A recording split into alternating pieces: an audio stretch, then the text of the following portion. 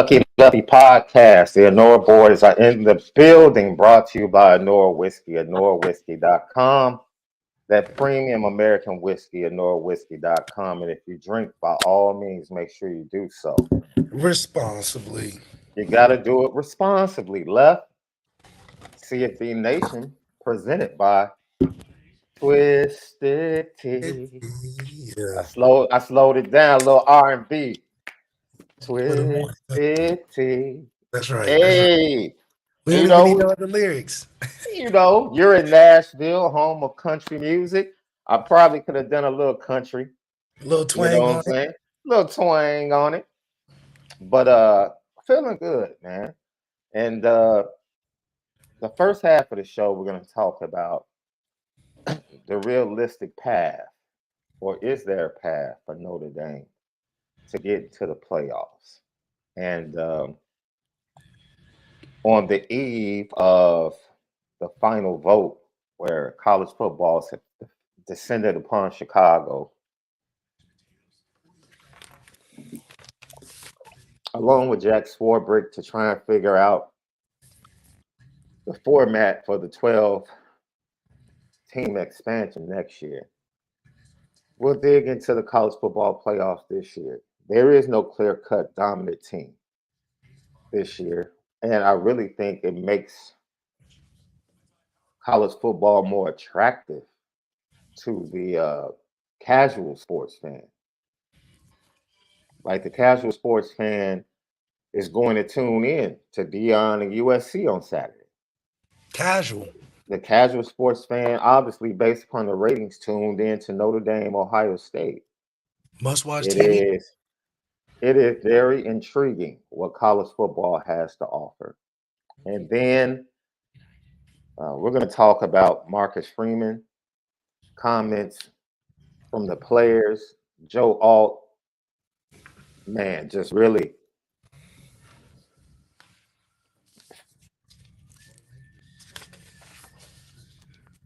being driven is what I like to hear. Yeah. But other than that, man, once again, CBS Sports tonight, Middle Tennessee State, Western Kentucky, 100 miles of hate. Is that what it is, Left? That's what it's called, 100 Great, miles of hate? great rivalry name. 100 Miles of Hate. It's funny because you got other rivalries that are like the Georgia rivalries. Georgia Southern versus Georgia State is like deeper than hate. Georgia Southern versus another Georgia school is clean hate.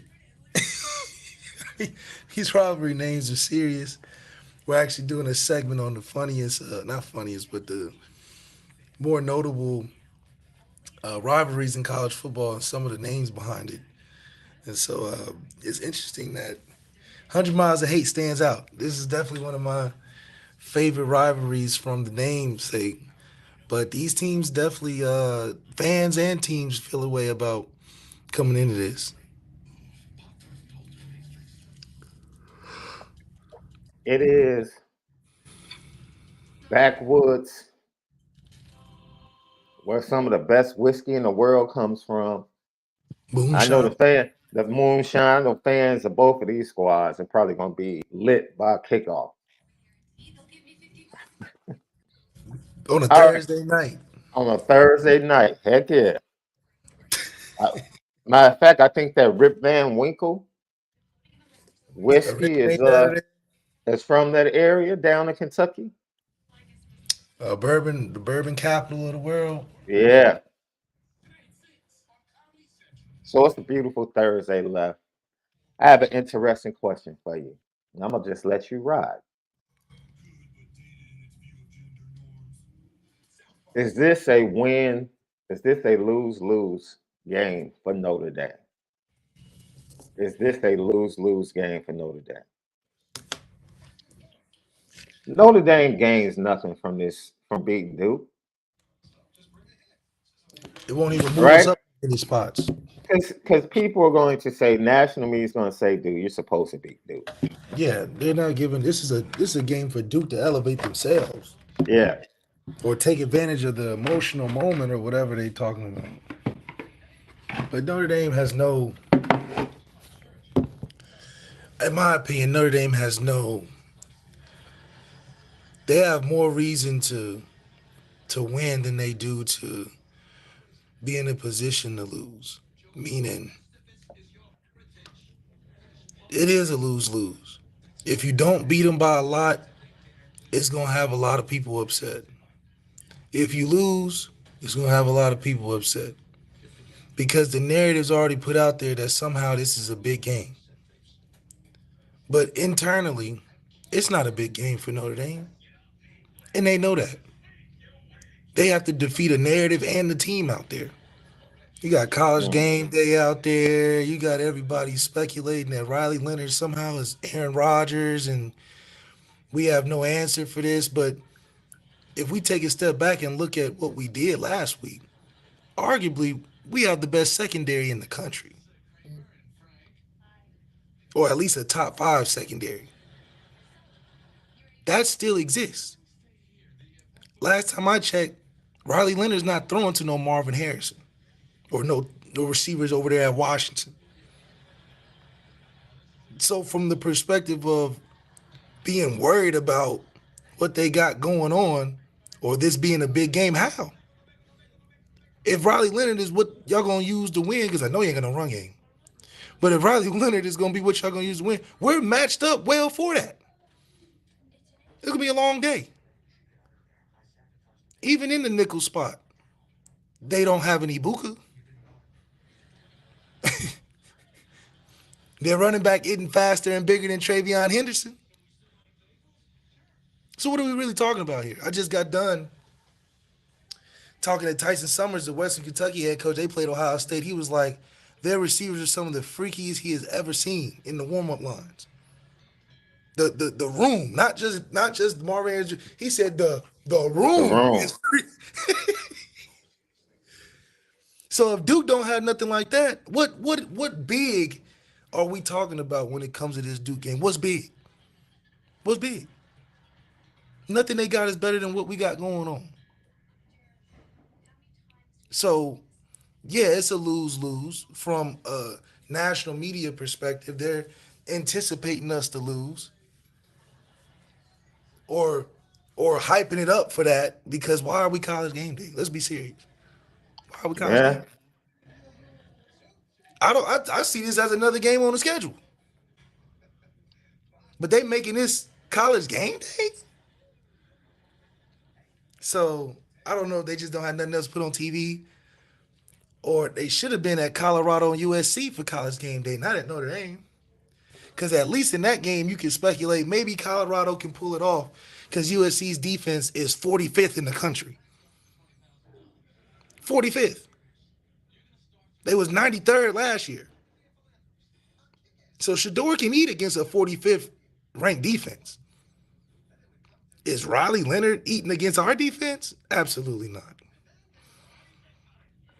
Absolutely not. So, and then like you said, the other side, it's a lose because if we beat them, we got to beat them by 20 plus in order for us to walk out there feeling like real winners. Absolutely. We can't even beat them on no close or no. This has to be a performance we've had the first 4 games Mm-hmm. or the games that we had before Ohio State. Hell, we played well Ohio State, we just didn't win. So if we go out there and perform like we did in the first 4, that's the only victory we're getting out of it. It's bigger than just winning the game. We got to blow y'all out for respect. Anything less than blowing them out, it's a loss, even in a win. Because now you got the vagabonds, the ankle biters, talking about, oh, that was close.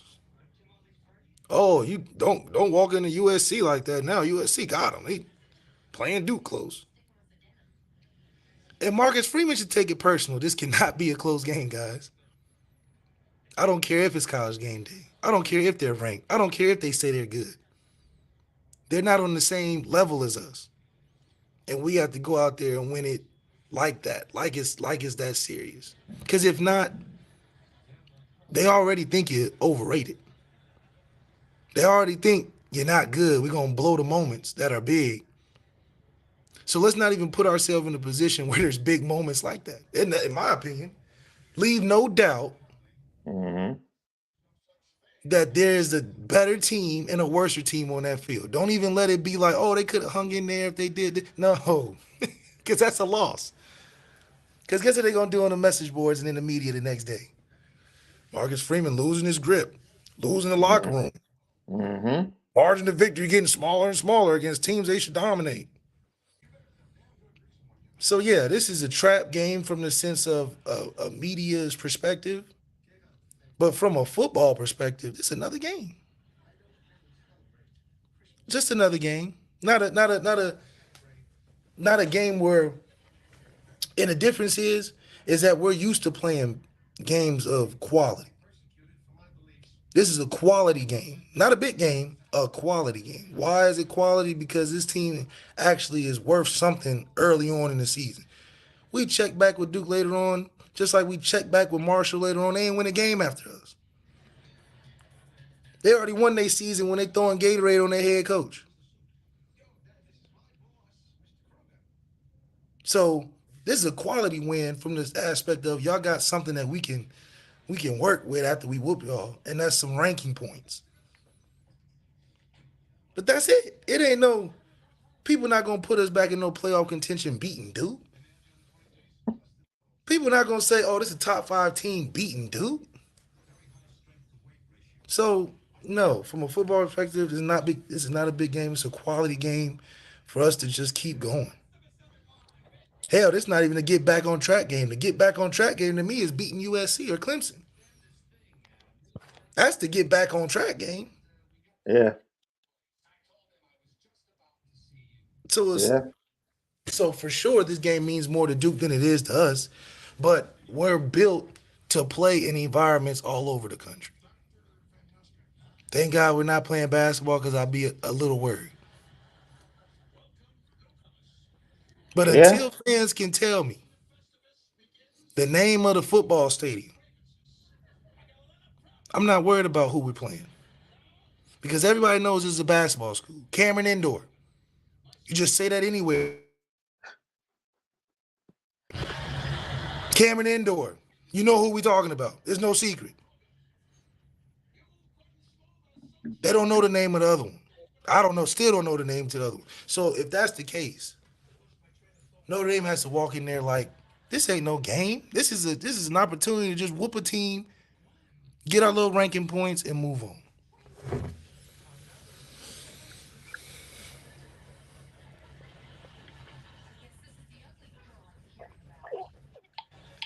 They got to get back on track. They got to get back to scoring 40 points. Like There's no 21 in the first half. We got to no. be scoring in bunches and loads. Yeah. Because Sam Hartman should feel like he has to make up for a lot of lost points that he wasn't able to get. Because we're not going to call the game straight run like last week. We're going to take more chances. We're going to throw the ball way more. You'll see more receivers flashing this week. Yeah. So Sam Hartman has to go out there and say, I heard y'all talking about Riley Leonard. I heard that. But I'm Sam Hartman playing for Notre Dame. I'm Tony Stark. Let me put this Iron Man suit on and get to slicing and dicing and putting points on the board. And we can always Yeah. hand off. Aldridge going to have a good game. Running backs are a staple. Duke is doing everything they can to stop that. But that's where Sam Hartman in his pass game has to supersede this hype of what's going on as if Duke has something to beat us with. They don't have nothing to beat us with. We got one of the best secondaries in the country. We're playing well defensively. We held one of the better teams in the country to, a last-minute touchdown? They wasn't scoring in bunches and loads either, and they was running a regular offense. They didn't change what they were doing. We changed what we was doing on offense. They didn't change what they was doing on offense and didn't get a lot of points. I think Ohio State's offense is better than Duke's. So as a fan base, I should tell you, we ain't worried. We just can't call offense like we did in the first game. And like we did versus Ohio State, and I don't think we'll do that. So Sam Hartman needs to feel as if this game is on him to get that team support back. Not that he lost it, but he lost it in the sense of, damn, man, we signed you for this game, and you didn't come through. That 4th and 1, we expected you to run him over or something. Some of that QB sneak, yeah, it wasn't a good play, but you got to make it a good play. A couple of them throws that you held on to because you was nervous, you got to let those go down the seam. Man. Kyle McCord let it go down the seam, and it paid off. And it paid off. That all 22 film or something else, wasn't it, left? Yo. So there's opportunities for Sam, in my opinion. Sam had some wide open receivers, boy. But that's people will have you believe, oh my God, the secondary for Ohio State, they did a great job. But I was wondering watching the game, like, there's no way their DBs are doing all of that. There's no way their DBs are just taking away everything we got going on down the field. There's just no way. Because their safeties are playing so close to the line. No way. So Sam Hartman should feel disrespected that this is a college game day game, that they bringing all this attention for a normal game. He should go out there and feel like, I got to put up 350, 4 touchdowns, shut them out real quick, get this run game going.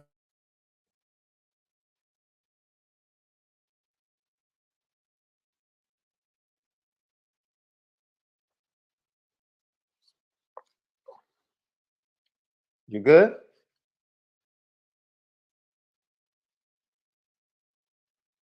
Lucky Lefty podcast. Left's gonna try to reconnect. He's in Nashville, getting ready to call Western Kentucky, Middle Tennessee State tonight. There he is. I keep getting people calling me and be messing up the damn thing. So this kind of connects to a leftover. Leftovers are the comments that people make after the show. And they're incredible comments. We respond to them all. And someone was trying to equate the USC game to Ohio State and saying, like, beating USC would be just as big as beating Ohio State. I'm like, maybe for the season and our playoff potential, but not for the program. Ohio State was a program-changing game. Last year, when we smacked up on Clemson, that was a recruiting-changing game. That's the recruiting Super Bowl last year. This year, we were trying to change the narrative of the program, beating Ohio State because we were the better team, finally. This wasn't an underdog situation. This was a passing of the torch situation. The replacement of the best 4 teams in college football type of game. We were supposed to take Ohio State's place as one of the top 4 teams in the country every year, vying for playoffs every year. Because we're the better team finally. Last year, we wasn't a better team. So winning that game it's like, oh my gosh, we pulled it off. We finally did it. This year we're winning the game, and anything less than that is a disappointment. And that's why the weight of this game feels so heavy. It's because everybody knew that this was a program, narrative-changing game, not just a big game. This is a game that you can look back when the year's over and be like, that had a lot of say-so in how college football finished out. Notre Dame made it hard for everybody in college football because of week 4 and what they won in that game. Now college football recruiters and all these people deciding these playoffs got to really think like, damn, like, man, they may have one loss to USC, but that Ohio State game means a lot. Or, damn, they going undefeated into the playoffs. We can't keep them out. They might actually have a chance to win. They beat Ohio State. They beat US. I mean, They lead the Mm-hmm. conversation with "we beat Ohio State," thus puts us in a different category, a different tier. USC ain't a tier one team. They're 45th in defense. That's their whole problem. They ain't going nowhere until they get a better defense.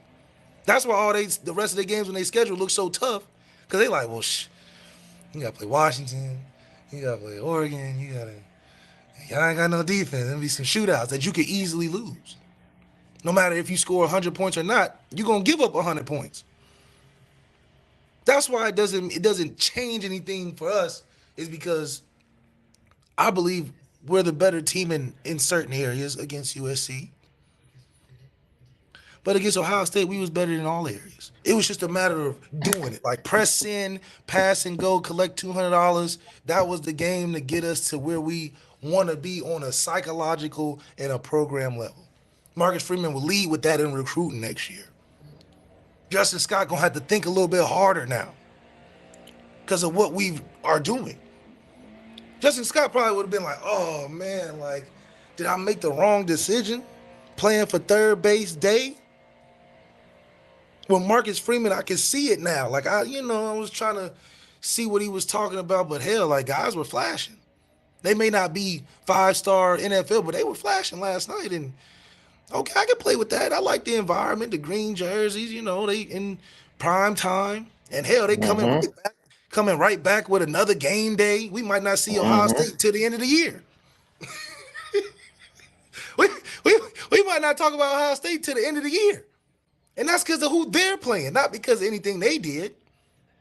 Ohio State can win by 50 for the rest of the year and nobody cares.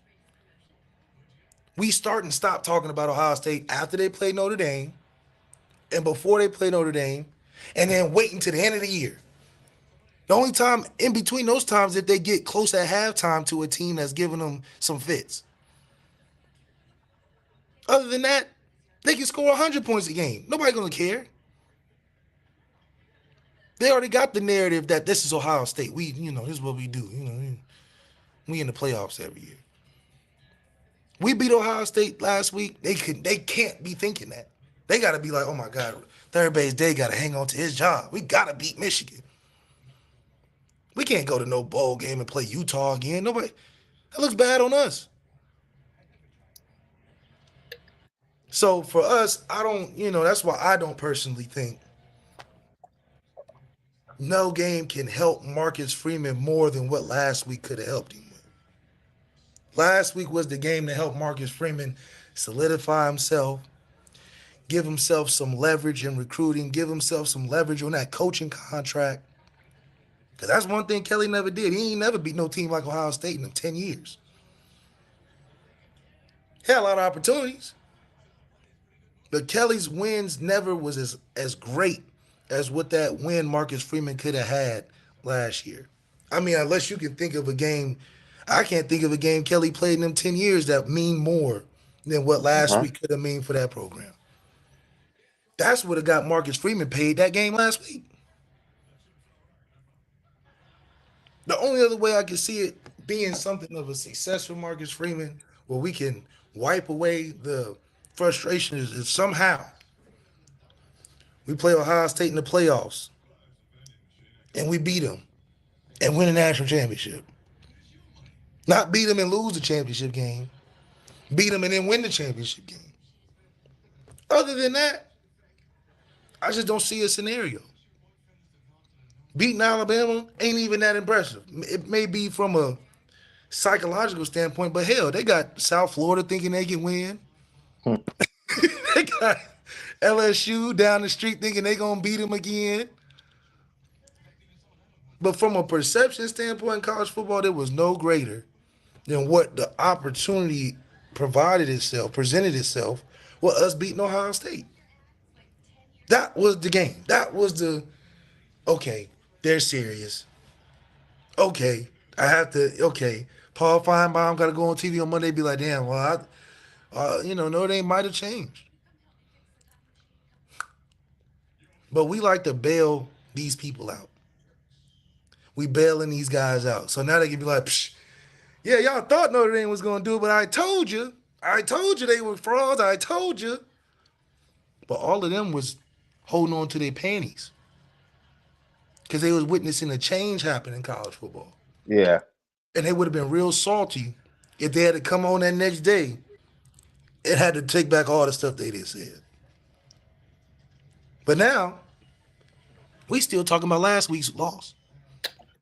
That's how big it was. We still talking about it. 30-19. Why are you asking Al Golden about 30-19 last week and it's 2 days before, 3 days before the game next week? Yeah. Hell, it couldn't be that big of a game if we talking about last week's game. If this was a big game, we would be talking Duke from Monday to Friday. We talking about Ohio State in a Duke week, Monday to Wednesday. He might even get a And question before he go out in the game. and this is why this week is a lose-lose situation for Notre Dame. Notre Dame can't win. Notre Dame's not going to gain anything by beating Duke. See, you have on paper, and then you have reality in sports. See, on paper, Notre Dame should have beat Ohio State on paper. Like it took the last play to beat Ohio State. Like Notre Dame, they're a contender. No, they're not. No, they're not. In reality, no, they're not. They're not a true contender for a national championship. They had the opportunity to And, jump from paper to reality and last couldn't week, do it. and they failed. And So it's crazy. now, That wasn't the what? situation last year. It No, was a and different perspective last year. It was like, oh, we about to overcome an Ohio State football team that we know, oh, we not there yet, but if we beat them, it says a lot. This year it was like we're yes, there as you can be, as there as you can be, and doing everything to make you believe we were there. and We this is did why everything. it's a lose-lose. Left on paper, you say we beat the number 17 ranked team at home. On paper, okay, Duke is not a true contender for ACC championship. Or the Duke's playoffs. not. What do you watch Florida State play and watch Duke play? Duke's not a better team than Florida State. Dude, this is the reality. The reality is the people that are on the committee on paper are going to say, they beat Duke when they were ranked 17th, but Duke really, Duke had played a suspect Clemson team. They played Northwestern. Mm, Notre Dame was the first true test, and Notre Dame came in and won handily. Eh, Notre Dame was supposed to win that game. Yes. Hey, y'all, how many extra points should we give? Should we give Notre Dame kudos and points for beating Duke? Nah, It's a nah. quality win, just like it's a quality win beating NC State, extending our 29-0 record versus It's a ACC team. quality win on. It's a quality win on paper. It's a quality win on paper. Hell, it's not even on paper. If you look at the both sheets, you're like taking Notre Dame sheet every time. It's like, come on. Like, even if I was a hater, I would Yes. have to take Notre Dame in this game. If I was betting money, even if I was the biggest Duke fan, and as great as Duke is appearing to be, I Hmm. will not bet on Duke if I was a Duke fan. Now, we got to play like it, and we've shown our ass to fall short at inconvenient times. But if I tell you what, those Duke coaches that are watching the film of Ohio State last week, they know what they facing. They know what they facing in that coaching room. Them players watching that film against Ohio, they know what they watching. Yes. They like, man, I know y'all got a lot of support, thinking we can pull it off, this, that, and the third, and all that. But what we see on film, that's going to be a tough challenge. That ain't no easy. Riley Leonard looking at that defense like, I don't know if I can just keep throwing it out there to no Ben Morrison. I don't know if I can just be taking wild shots like I'm used to in these other games because, I mean, the plays Kyle McCord was making was some tough plays, but I ain't got them receivers. I don't got me a Marvin Harrison Jr. So them little one-on-one slants and that throwing up 50-50 balls, it's like 70-30 this week for Notre Dame. We might take that away. And the fact that we know where your greatest strength is. See, Ohio State did sort of some smart things by putting the ball in Kyle's hands when I didn't think they would do that. I thought they were going to rely on the run game like we was relying on the run game. They was like, no. Yeah. Kyle going to have to win this one. And they let him try to win it. And he did. And he did. And what did we Tip of say? the If Kyle cap. McCord, and that's exactly what we say. If Kyle McCord go in there and beat us and do his thing, all we can do is shake his hand. You got us. But we was not going to let you run us out the game. Because that's what they did last year. With a sprinkle of CJ at the end. Mm-hmm. But the run game was what took us out last year. We was like, we will not let Coach Alford be the star of this game with his running backs. If Kyle McCord go out there and throw for 350 and 4 touchdowns, hey, they got it. They was better that day. And that's what they did. We did everything that we knew that Ohio State wanted to do. But when the tough got going, they said, damn it, we gotta do what we don't want to do to win. And that's get the ball to Kyle. Yep. And that's what happened. So, hey, we can close the door on this because it doesn't matter to us how much. See, Notre Dame fans, this is what's happening, left. Notre Dame fans are so down about last week that they're trying to build this Duke game up to make themselves feel better.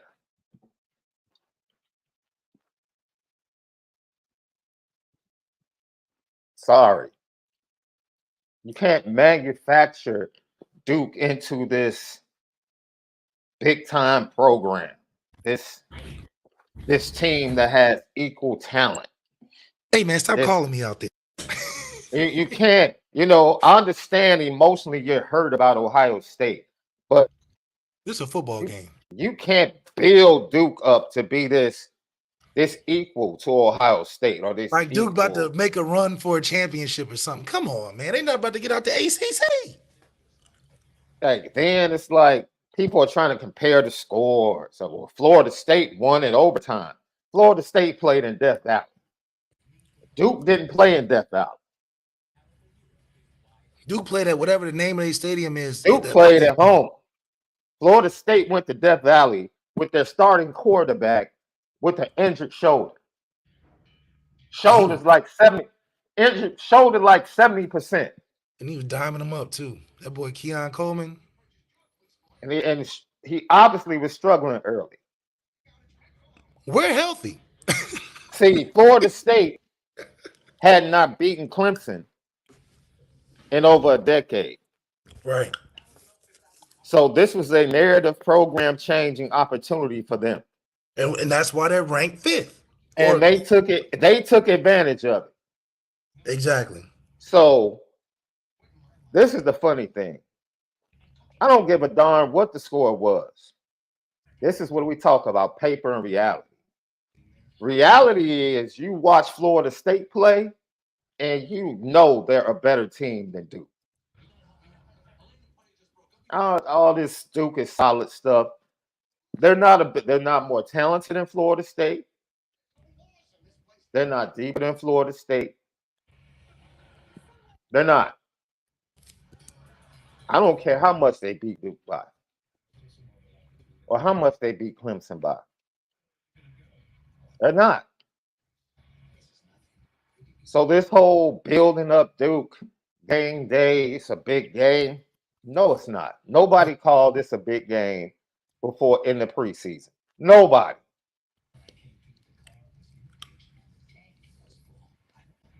And as time goes on, and as Clemson loses, because Clemson is going to lose another ACC game.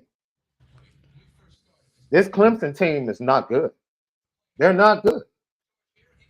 And the more Clemson loses, the more you're going to look at that Duke win that they had over Clemson and say, they just surprised. They just unwrapped the gift early. But Clemson was already giving it up this season. yeah, they're going to continue to give it up.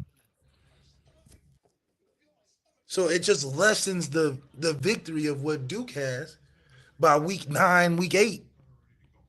Because Clemson ain't done taking a whooping. They not. Clemson ain't done getting beat on.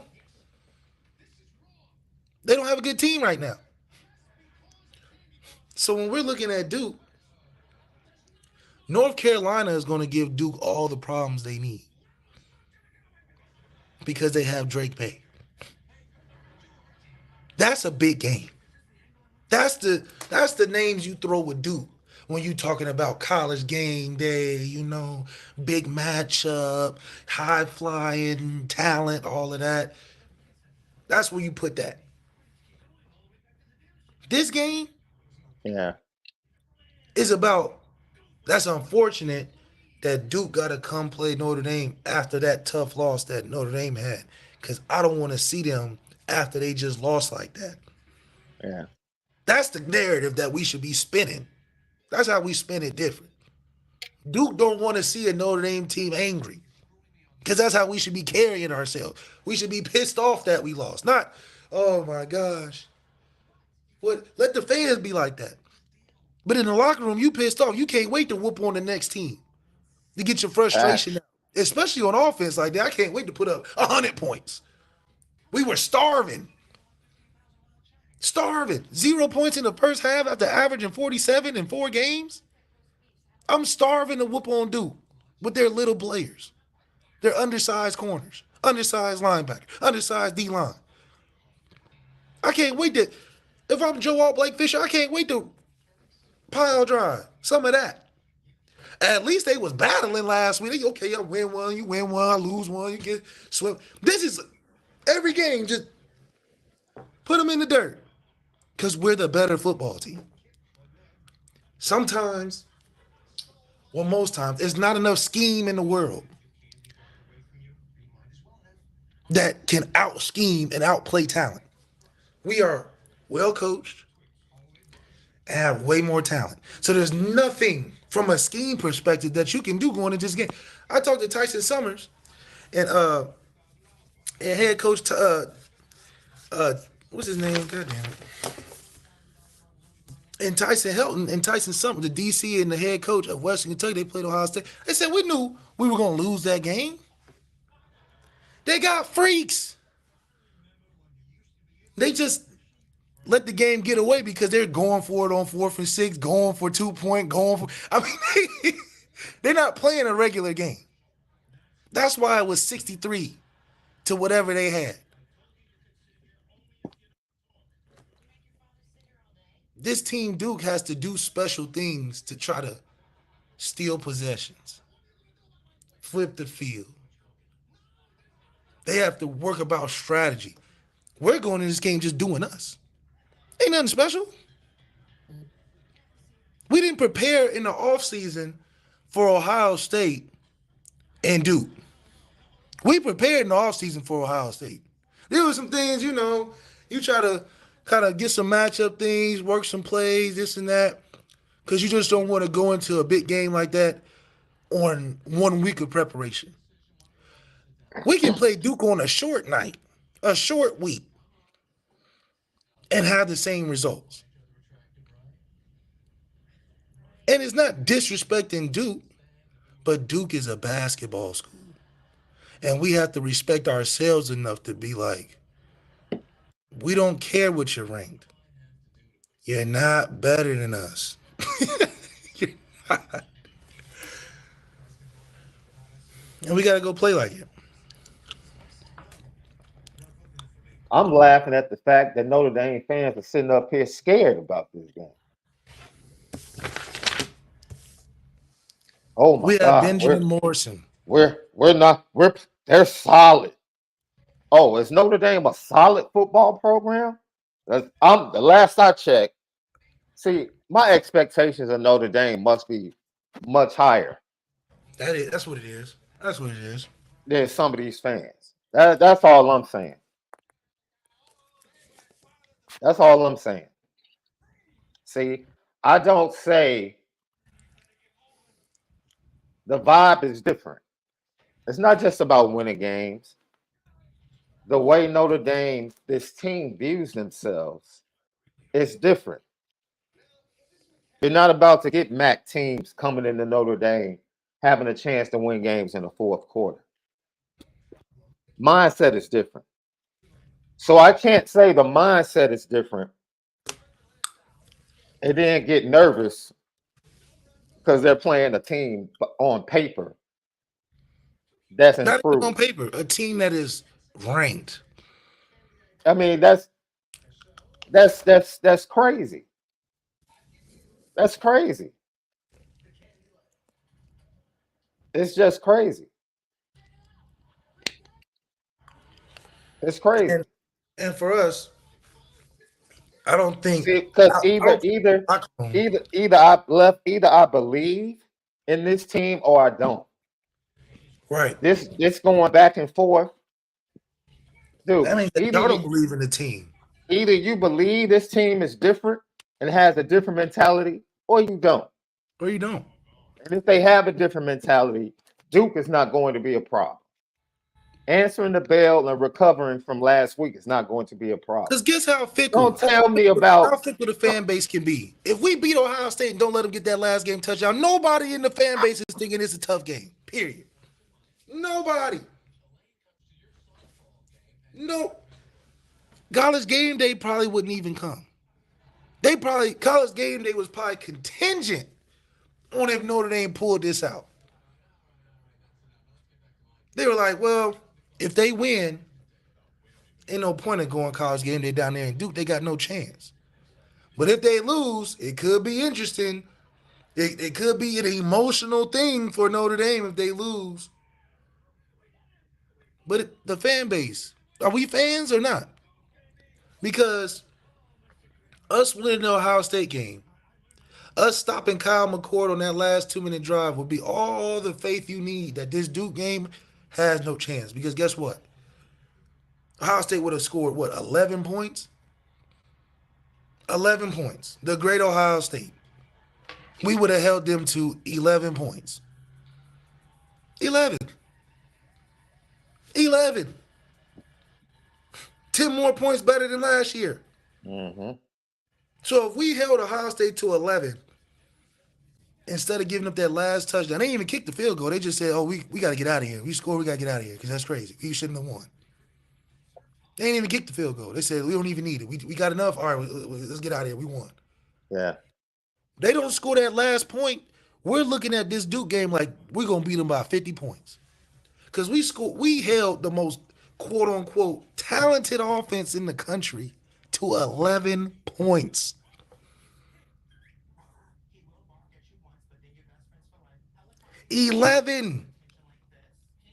That's with the Marvin Harrison Jr. That's with the Ibuka. That's with the Kyle McCord. That's with the O-line. That's with the defense.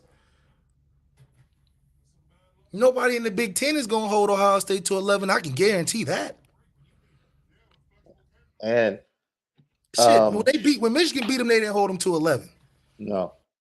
So we done something once again that nobody else this season will be able to challenge Ohio State like. Nobody's going to hold Marvin Harrison to what we held him. Nobody's going to hold the Ohio State offense to the points that we held them. Nobody's going to do the things that they. Ryan Day was so hyped that he won because he knew he shouldn't. I was surprised they didn't throw Gatorade on the man. The way he was acting, he looking for people and can't even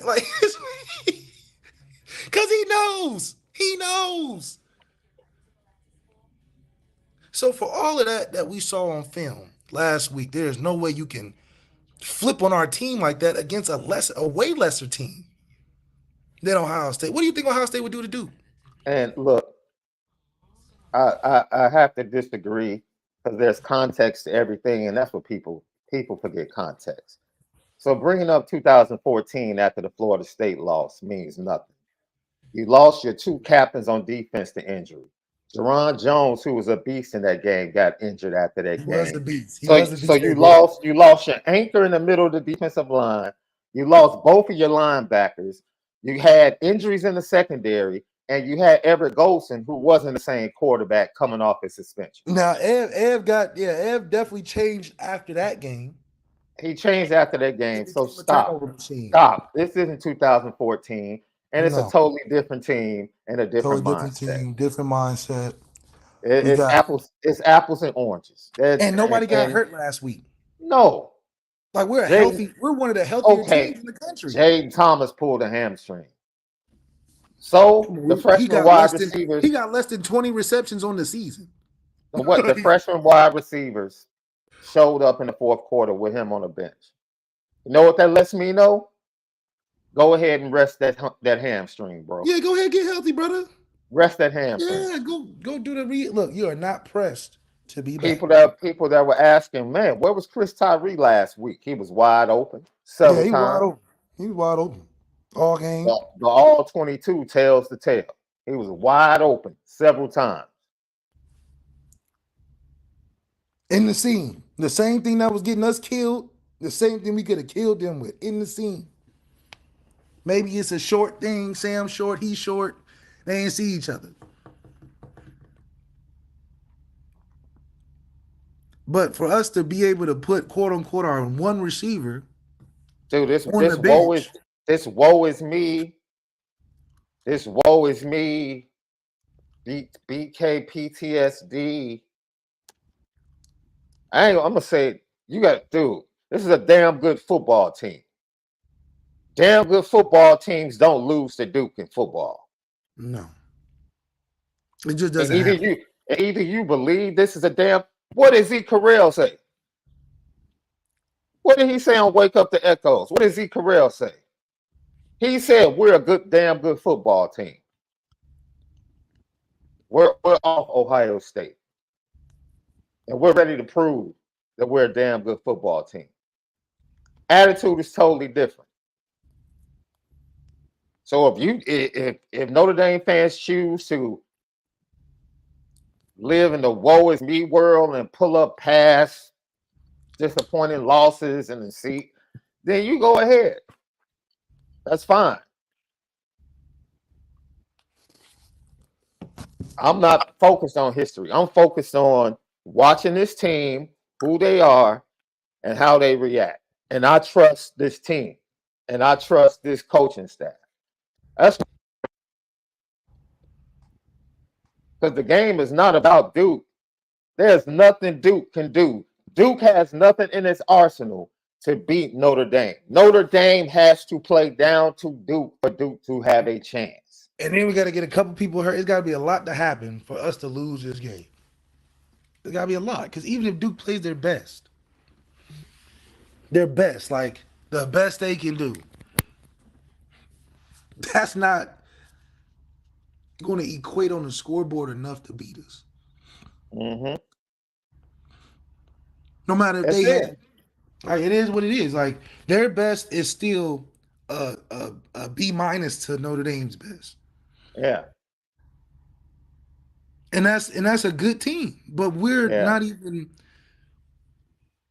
the realm of difference in the level of talent is a reason why we're talking this way.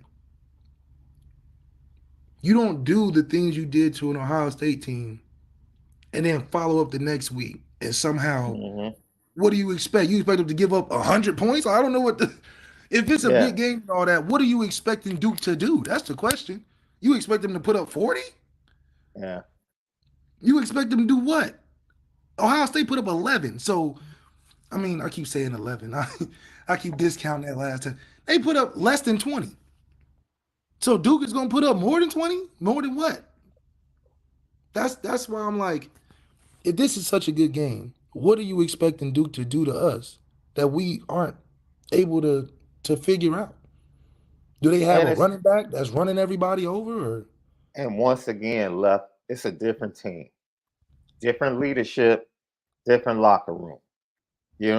Once again, 2014, apples and oranges. It's not the same. It's a bad reference. You can't lose your best players to injury on both sides of the ball and expect to have the same outcome. You can't. You can't lose your leaders on the field and expect to get the same outcome. I don't care who they play. On top of that, Cam McDaniel has come on this podcast and talked about how split the locker room was in 14 and how he had to kick Brian Kelly out of the locker room and give a speech going into the LSU bowl game to fire the team up. The team was fractured in 14. It's Apple. Stop using 2014, man. That's a totally bad example. We're a different style of football team these days. It's like it's a reason why seasons go off the rail like that. They don't just go off the rail because teams just lose. Injuries, locker room, fractured, players having issues with the coaches. All of that stuff existed in 2014. That's how you lose to a Northwestern at home. Hell, some of the similar problems that was 14 was in last year in terms of indecision on different things. And locker room issues. That's how you lose to Stanford. That's how you lose to Marshall. That's how you lose to Marshall and Stanford at home. Internally. Has nothing to do with what Marshall did on the field. Yes. We literally gave him the football. 2 pick sixes. The locker room being fractured this year, that's not an issue. That's not an issue. Locker room tight. That's not an issue. That is not an issue. That's when you start saying it's a big game. If you know the locker room is divided, that's when you start saying. All I needed to see was Zeke Carrell and Joe Alt the day after. When I saw them on Wake Up the Echoes and I saw what they were saying, Joe Alt said he watched film for 5 hours after the Ohio State game, fam. 5 hours. I ain't worried about no Duke. Are you kidding me?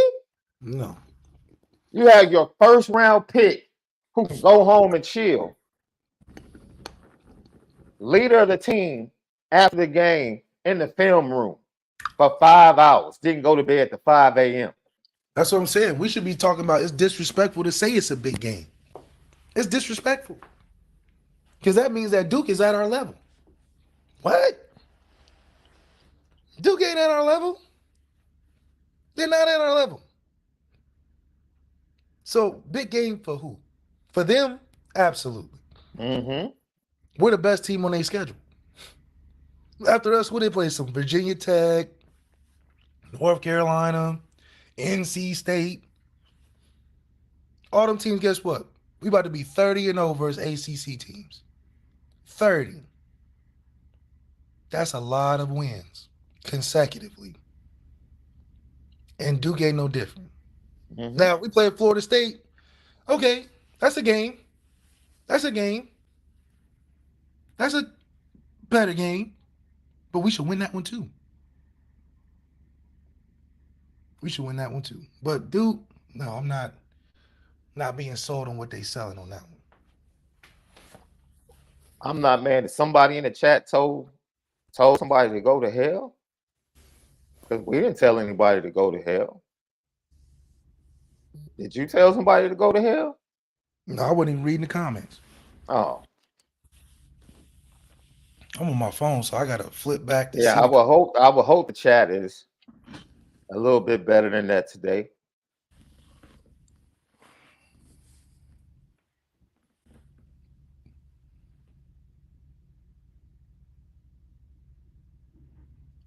I know we didn't tell anybody to go to hell.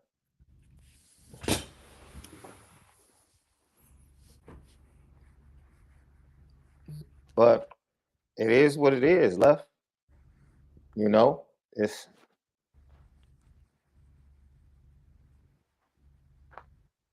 you make a choice as a person. to believe in a team or you don't. We had this discussion last week. You know, like, man, if you're a fan of an elite program, every elite program can go and pull upset losses out of the history of their program. Georgia can do it, Alabama can do it, Ohio State can do it, everybody can do it.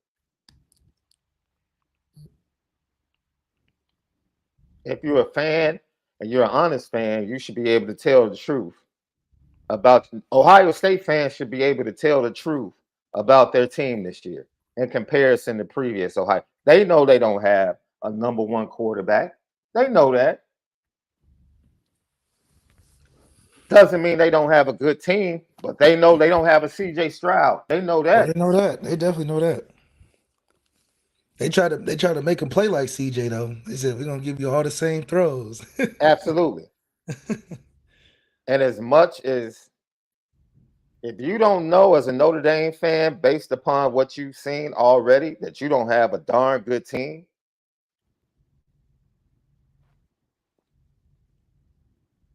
there's a reason why Notre Dame is trying to extend the ACC streak.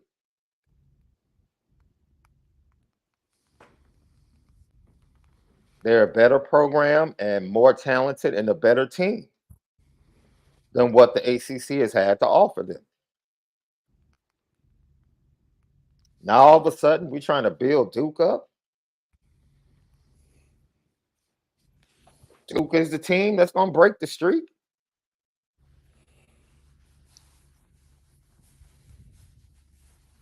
That's something like the narrative don't even sound good, man. Based on what it do. This team, every year, the football team is different. Every So year. I don't want to hear about Marshall and Stanford. This is a totally different Notre Dame team. Marshall and Stanford don't mean anything. We never scored that many points last year on a averaging consecutive basis.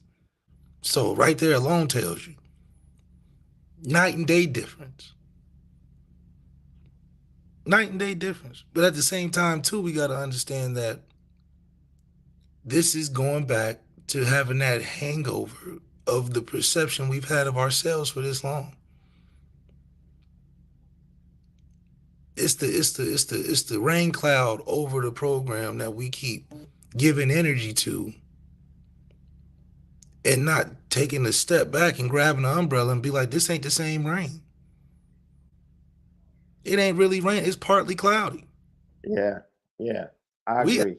This is the last year. Oh, we can't get over BK. It's already over. BK thing is gone. This is a Marcus Freeman loss that he owns, but the climate is not as rocky as it's been before. It's a little rain, yeah, it hurts, but we were prepared this time. We had a raincoat, rain boots. Mm-hmm. We had doubled the socks up. We was ready for the storm. And we just fell a little short. You got to think, they won on the last play of the game. It's 60 minutes in the game. They had to get all 60 minutes to beat Notre Dame. All 60. You think Duke gonna take all 60 minutes to beat us? They don't have enough depth. They can't go out to deep waters with Notre Dame. Are you kidding me? They're gonna give us their best shot first half. That's what every team does. Hell, first quarter. Mm-hmm. But what do we always do? If worse comes to worse, we'll just implement that last week's strategy in the second half and just wear you down till you don't want to tackle no more. Mm-hmm. That's always in the tank. That's always in the tank. So if we was ever worried, we would do that. That's our last resort. 20-minute possession, get you about 15 plays in of straight dives until you quit. And Ohio State lucky that we didn't get back on the field for a chance because they was done. Their defense was toast. Set up for a big bomb to come after that. Because they was giving it to us that whole last drive. We went 98 yards, just 98. That's a defense that is tired, don't want to tackle no more, mental errors, mental mistakes. Think about the circumstances in which Ohio State had to pull off. On top of all the mistakes that we made, they still had to go out there and do something that was hard to do. 90% of college football teams couldn't end the game with us punting it when we should be running it out.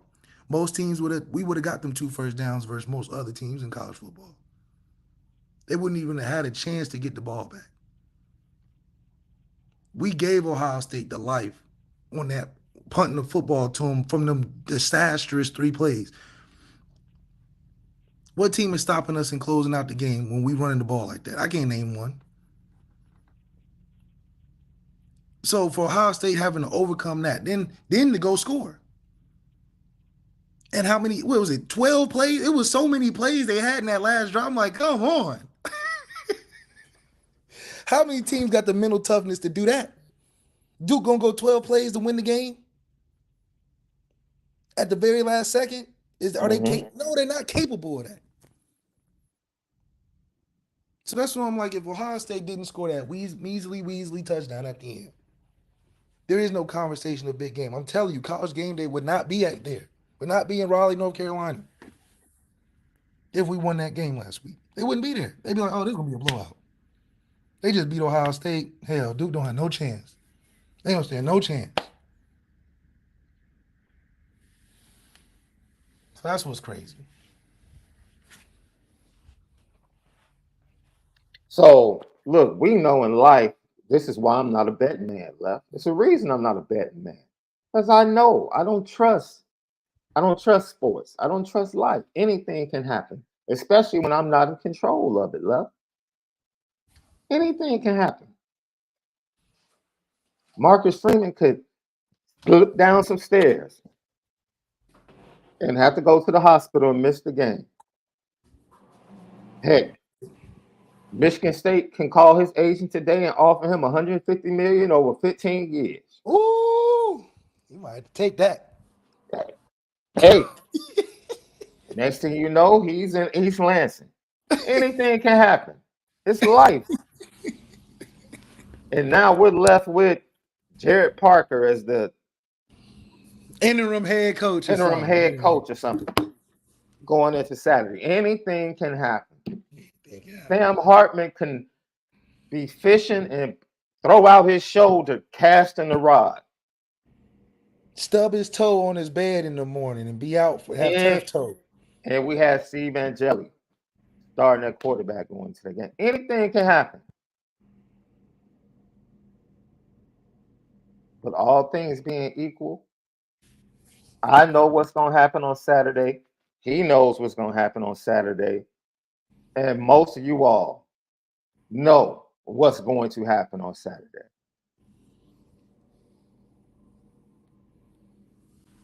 It's like Steve Harvey said in his stand-up. He said, yo, I'm watching the Titanic movie.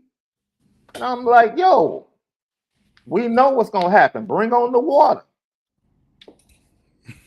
And ain't no excitement of this. We know what's about to happen. Bring on the water. We know what's about to happen in whatever the name of Duke's football stadium is. Yeah, whatever, he called it. Whatever it is. We know what's about to happen Saturday night. Bring on the water. However it happens. Duke can go up 10 early. Notre Dame can come back. Notre Dame can storm out early. Duke can score some cheap touchdowns late. Duke could actually be close somewhere in the middle of the game. At the end of the day, we know what's about to happen. You know what's about to happen. It's a lose-lose situation for Notre Dame. No one is about to pat Notre Dame on the back for winning this game. College football committee is not about to pat Notre Dame on the back for beating Duke. They're not. They're not. That's that paper stuff. Paper resume. Oh, they beat a ranked Duke team. All right.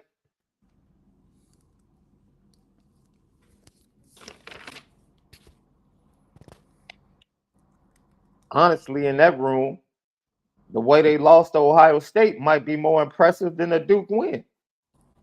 Yeah. Yeah.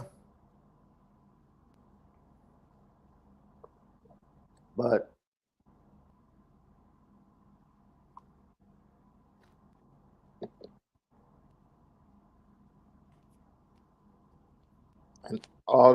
if Duke wins out, Duke has to play North Carolina, South Carolina, Florida State. Duke's not winning out, man. Once again, people are trying to build Duke up. Stop building Duke up. Duke is who they are who they are. Oh, if Duke's an ACC champ. Oh, if that is. Oh, Duke hasn't done it, and until they do it, they are who they are. Until they win an ACC championship, they're just Duke to me. That's it. That's all they are.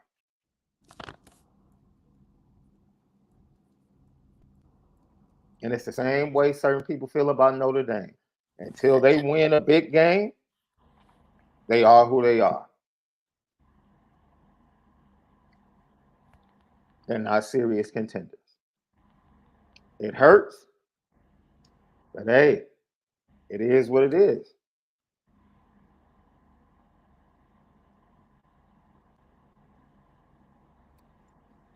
But you don't have, I'm sorry, man, nothing's going to fill that void from last week. Building Duke up to make yourself feel like, oh, that's a big win. That's not helping. Beating USC. Fam, I've been watching Notre Dame smack highly ranked USC teams since I was a 10-year-old, bro. Yeah. That's nothing to me. It's nothing. So yeah, that's to me, that's a good. Oh, okay. Yeah, that's a really good team.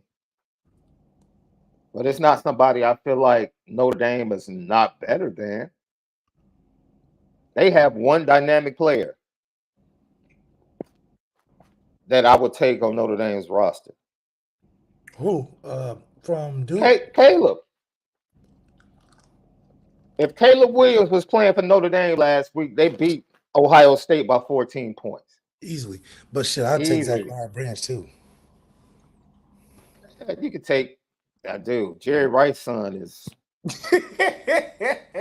Okay, we take a couple of them guys. I know the flash of Branch, but he's his daddy's son. You can see he's been taught the position.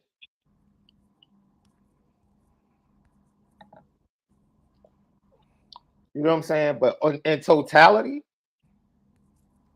team-wise, I would take Notre Dame. If you gave me the two rosters, here's Notre Dame's roster and here's USC's roster, I would take Notre Dame. Easily. From a depth standpoint, from a total roster standpoint, give me Notre Dame. Give me Notre Dame. I wouldn't debate with people that would take Lincoln Riley over Marcus Freeman. I wouldn't.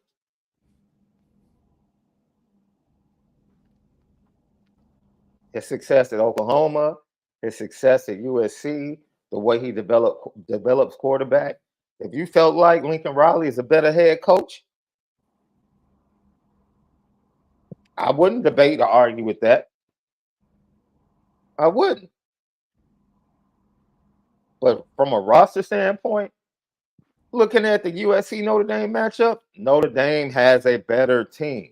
USC might have more dynamic players like Zachariah Branch at wide receiver and Caleb Williams at quarterback. But other than that, what scares you about USC's roster going up against Notre Dame? I feel like it's a good matchup. Look, it's going to be a darn good game. Yeah. That's it. I think Unfortunately, the Clemson game has lost some luster. Well, we because knew of that. Clemson. We knew that early, yeah, because of Clemson. That's Clemson's fault.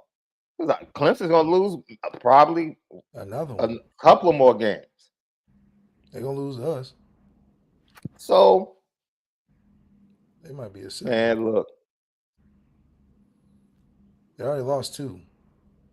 They definitely lose 2 more, be 7-14. And they go back to the pit of average of ACC schools. Mm-hmm. They ain't got no, hopefully their recruiting is solid, but the way they recruit, you would think they recruit like in they. Never mind, let me not say that.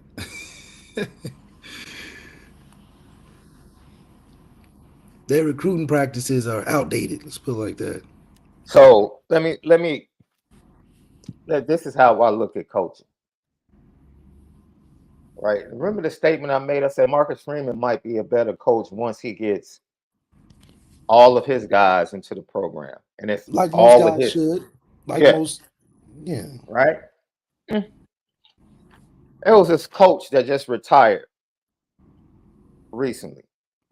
He replaced a legendary coach at a legendary program named Simeon here in Chicago. You might have heard of it. Then they lose to Dayton in basketball. So.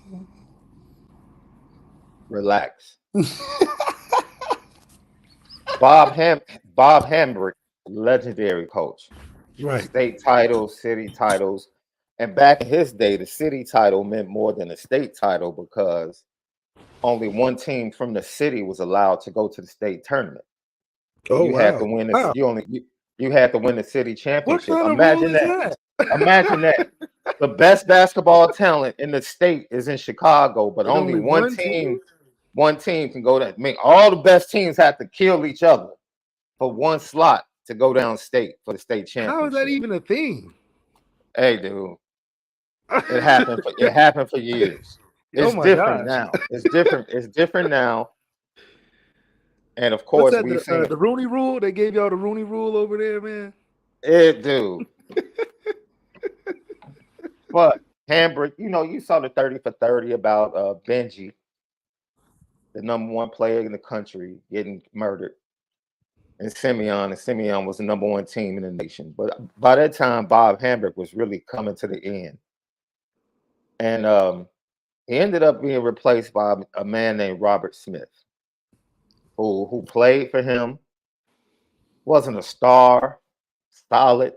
They usually never are. They're never the stars. Yeah. But Robert Smith inherited that program, and Robert Smith was never considered the X's and O's intelligent coach that Bob Hambrick was. Bob Hambrick was a dude, everything, right? It was Bob Hambrick and Landon Cox, Sonny Cox at King. Because King back in the day had Tommy Hamilton, Robert Griffith, Jamie Brandon, they had stars as well.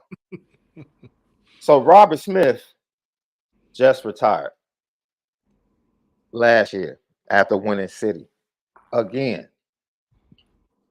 My point is, Robert Smith did something that Bob Hambrick never did, Left.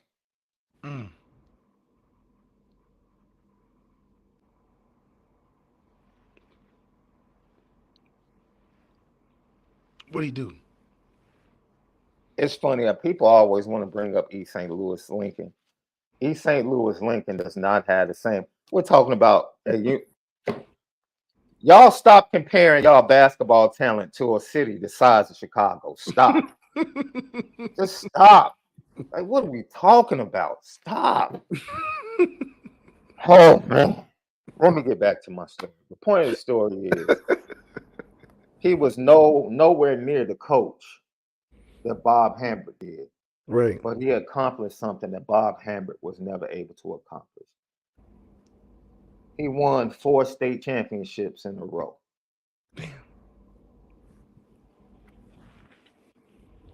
Nowhere near the coach is Bob Hambert, but he's the only coach in Illinois state history to win 4 state championships in a row.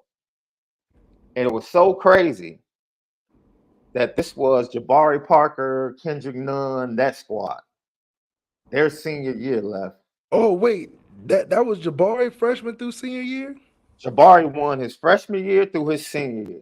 Four That's state why he was. championships. Yeah, he was the hottest thing in Chicago, like Derrick Rose for a while. Dude, absolutely. And after they won the 4 state championship, they all took their shoes off and signed them and left them on the court. That's hard. That's hard. Basically saying we own this. Yeah, that's hard. And they got backlash for it. It's arrogant. I'm like, yo, 4 in a row, man. I you don't win care what 4 y'all straight talking about. championships. It's like, You do own it.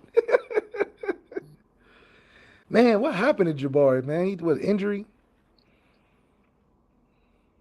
he's actually playing overseas, playing pretty good. Yeah, once he tore his ACL and then messed up the other knee, He broken down out there. he He wasn't was the supposed to same. be. He was supposed to be better than But Julius Randle. this is my point. My point is, there's some coaches that accomplish things because they have some really talented teams. Robert Smith, bro. Robert Smith had a squad. But they had a squad, bro. Just a squad. It's like I'm not about to sit up here and overthink it like he was a great coach. No, he called a heater. He just called a heater. Right? Because they surprised everybody when Jabari was a freshman. That was like the surprise title. They weren't expected to win it. They snuck up on cats. But once Jabari became a sophomore, it was a wrap. Yeah. For them not to win would have been a choke job. The last one or the third one? The last one, the only thing that could have stopped them, the last one, is that Jahlil Okafor and Whitney Young. Oh, he was nice. Jalil was coming on strong. His going into Duke the year before he went into Duke, he was the man. Yes, that was the only squad that had a legit chance to really beat them. And that's it. Damn, and that's it. That's it. That's it, man. It is one of the greatest stories in prep history in Chicago. But nobody is calling Robert Smith Bob Hambert. You know what I'm saying? So from a coaching standpoint, I don't care who's coaching Duke. They can have a better head coach, a better OC, and a better DC. They don't have the better players. Nope. They don't have a better offensive line. Last I checked, the coaches aren't playing on Saturday. That's the last I checked. So Mike Elko can be a better head coach than Marcus Freeman.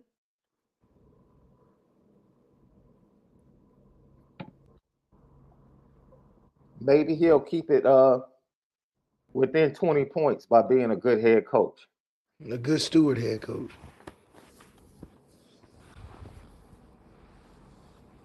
Look it up in podcast. Maybe we'll give him the Mike McDaniels treatment, man. We don't score 73, we just score 70. You know what I mean? That's the type of game Marcus Freeman need to be like. He said, yeah, we was going to break the record, but we just wanted some good stewardship at Notre Dame. We played to win and we did our job today. And then we beat Duke by 80 and shut everybody up. When we come back, the path to the CFP. Is there a chance? Lucky Lefty podcast. Lucky Lefty podcast. We're back at it. CFB Nation. presented by it's Tit T. Twisted T. I thought you were gonna pull out the laptop for that one, well. Man, laptop on the way, coming back, man. Mm-hmm. On the road right now. But hey, you know what's crazy about this whole thing is that we're in the same position we always are on the road to CFP. We lose the big game early. We finish strong in November, and we got Mm-hmm. our fingers crossed for them to Mm-hmm. not put the team that beat us earlier to bite us back in the end. Mm-hmm. And we set ourselves up for it every time.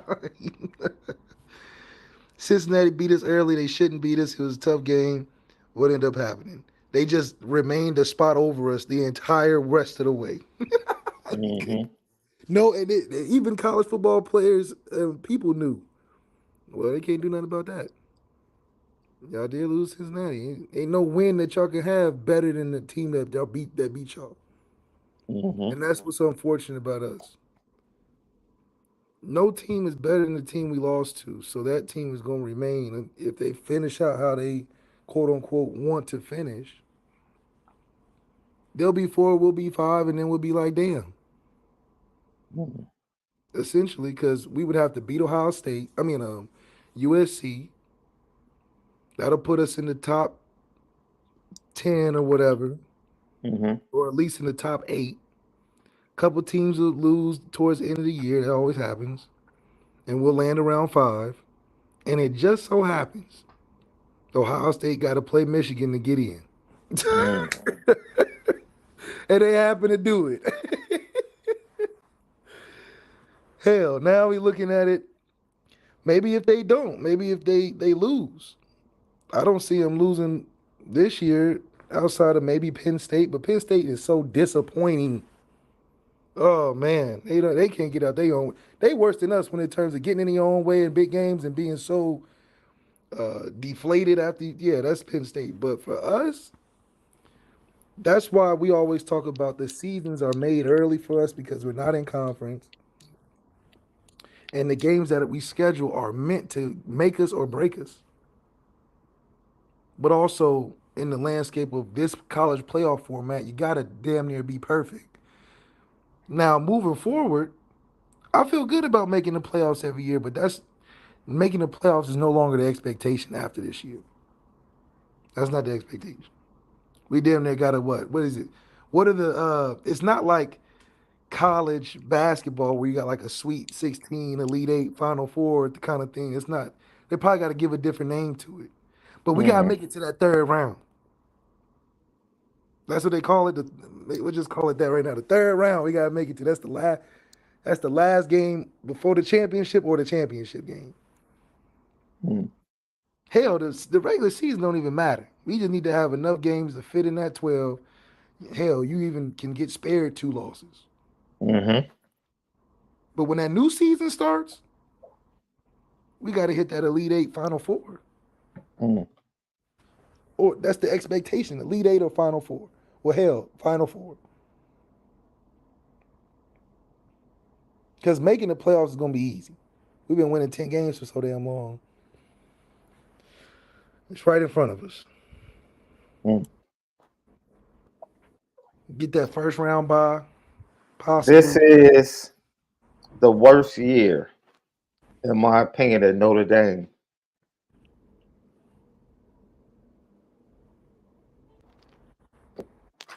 loses a game like they lost last year. It's the worst year. 100%. Because normally in college football, you have dominant teams. Yes. And see, a lot of people think that it's a good thing to have all these different teams and all these different conferences, being good. In all actuality, by the numbers, it hampers and hinders Notre Dame's chances to get back to the playoff, even with one loss. You literally have 5 conference championships that would have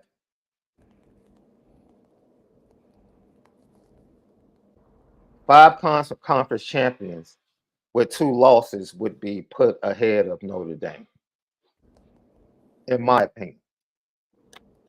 The committee's already shown that. We're going to take a 2-loss conference champion in the Power 5 over a 1-loss team at large. They've They already already talked proved. about it. Well, you know how they do us. You know how they do us. But hell, we don't help ourselves not winning the games we're supposed to win. So So that's you why we had always got to play. the Pac-12 champion. Pac-12 champion can have 2 losses. They're getting in. Big Ten champion. First of all, the Big Ten champion is not going to have 2 losses.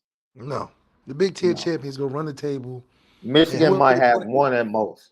and when whoever they play in the game is gonna have maybe 1 loss to their record too, a Yes. non-conference loss at. So Big Ten's weak right now. ACC champion is going to have Florida State. Could have 2 losses, but They could run the heck, table, but whoever they play is gonna have more than 2. people want to build up Duke. Okay. Duke's gonna have Yeah. 3-4 losses this year, but that's a good season for them.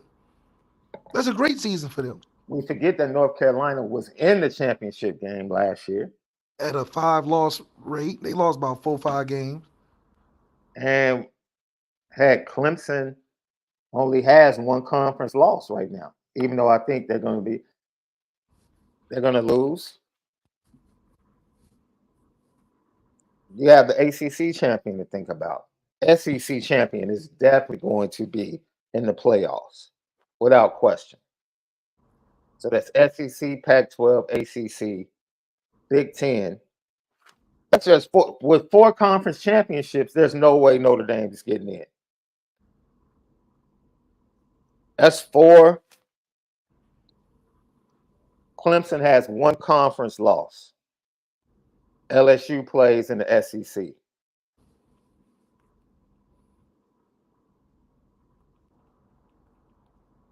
Unless I'm mistaken, right, Left? Who has 1 loss? Clemson has 1 Not loss. Clemson. I'm bugging. I'm thinking about Florida State. My fault. When I said that, I was mixing them up. Florida State, Florida State. What I was trying to well, say is Florida State played LSU. So they, in my opinion, will only have 1 loss in conference. Clemson has 2 losses already. So that if they win out and make it to the ACC championship game, that will be an ACC. That's what I was trying to say. An ACC champion will have 2 losses. So they're still in the running. They can still run the table and have 2 losses in conference. yeah. My point is, they're going to win the conference for sure. my point is, by the numbers, you have 4 conferences that can pretty much lock in By just winning the conference game. a conference championship with 2 losses. Yeah. That their champion will go to the playoff. Which leaves us out. It's just Notre Dame have no path, man. So basically Notre Dame is sitting back in a beggar's position, begging teams to lose 2 regular season games. That's what we did 2012. Begging teams to lose. In all 4 conferences. And that's me not even including the Big 12 and Texas. I didn't even include Texas. Texas might win out too. Heck, Kansas could run the table and beat Texas in the Big 12 championship. They played this weekend. That's definitely possible. That is the matchup. They could have a rematch. You know, and by the numbers, it just doesn't look good for Notre Dame. It just doesn't. It's the wrong year. And the fact that who we lost to would have been all we needed to get in. We could have got in with a 1 loss to USC, but I believe beating Ohio State would have pushed us over into getting a chance to win in that last playoff spot. Because what's also unfortunate is if we don't go undefeated, we can only get into the 4th spot. Especially if they're doing these 2 wins by the conference champion. 2 losses by the conference champion. The best we could do is the 4th spot if we don't go undefeated. That's what's so sick about it. and Clemson blowing up the spot, not being as good, Ain't helping us. you know.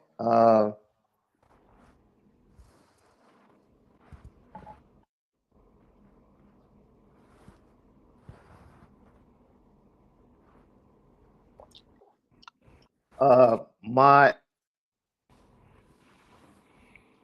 This is me being unbiased. No, the committee has already Yeah, told committee already. Yeah, the committee. Yeah. yo, they are all about power. They're all about conference champions. They are That's because they that's want to what make they're it back. about. We have to force the issue. It's the If only way we get USC, in. if USC is a conference champ, they will get in over Notre Dame, Hell, we didn't even talk about Washington. regardless of what happens. Washington may be the conference champ. Shit.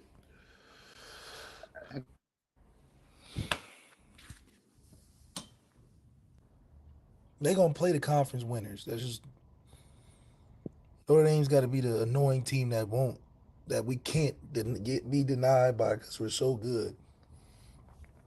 But unfortunately, And that USC game cannot be a close game. oh yeah, we got to win with style.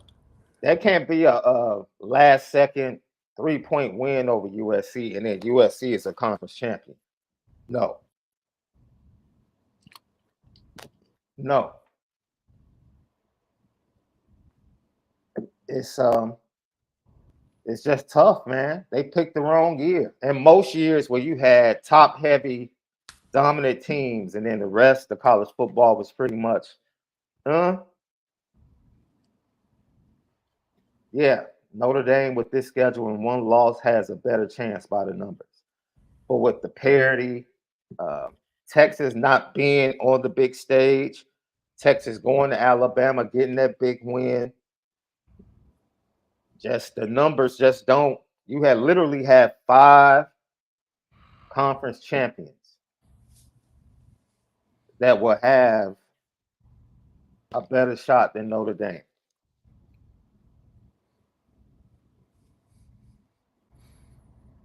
So that's like 5 teams. So Notre Dame's not trying to climb like one team. I think the playoff method is way better just because of the fact that it is getting a little stale that you got to go undefeated or not or nothing. Mm-hmm. Because it does take away some of these teams that can surprise. These bigger teams later in the season, teams can get better. And hell, football's so damn close these days. Mm-hmm. A 9-3 team could beat a Oregon that's 11-1 or 10-2. You look at how close and competitive the Pac-12 is. Hell, that's a shuffle. Any of them could win if they were in a playoff situation. Like I'd shoot. Yeah, we love USC and we love Washington and all that, but it's so up and down in those games that you can find a different victor if somebody gets hot. And that brings a lot of the attraction back, just like how the college basketball tournament is so attractive because it don't even matter your record going into the Mm-hmm. tournament. It doesn't matter. San Diego State went to the championship last year. Now I don't think San Diego State football could do that, but hell, we could have a team non-conventional be in the Mm-hmm. championship game. Just because 12-team playoff system, anything can happen. Upset city.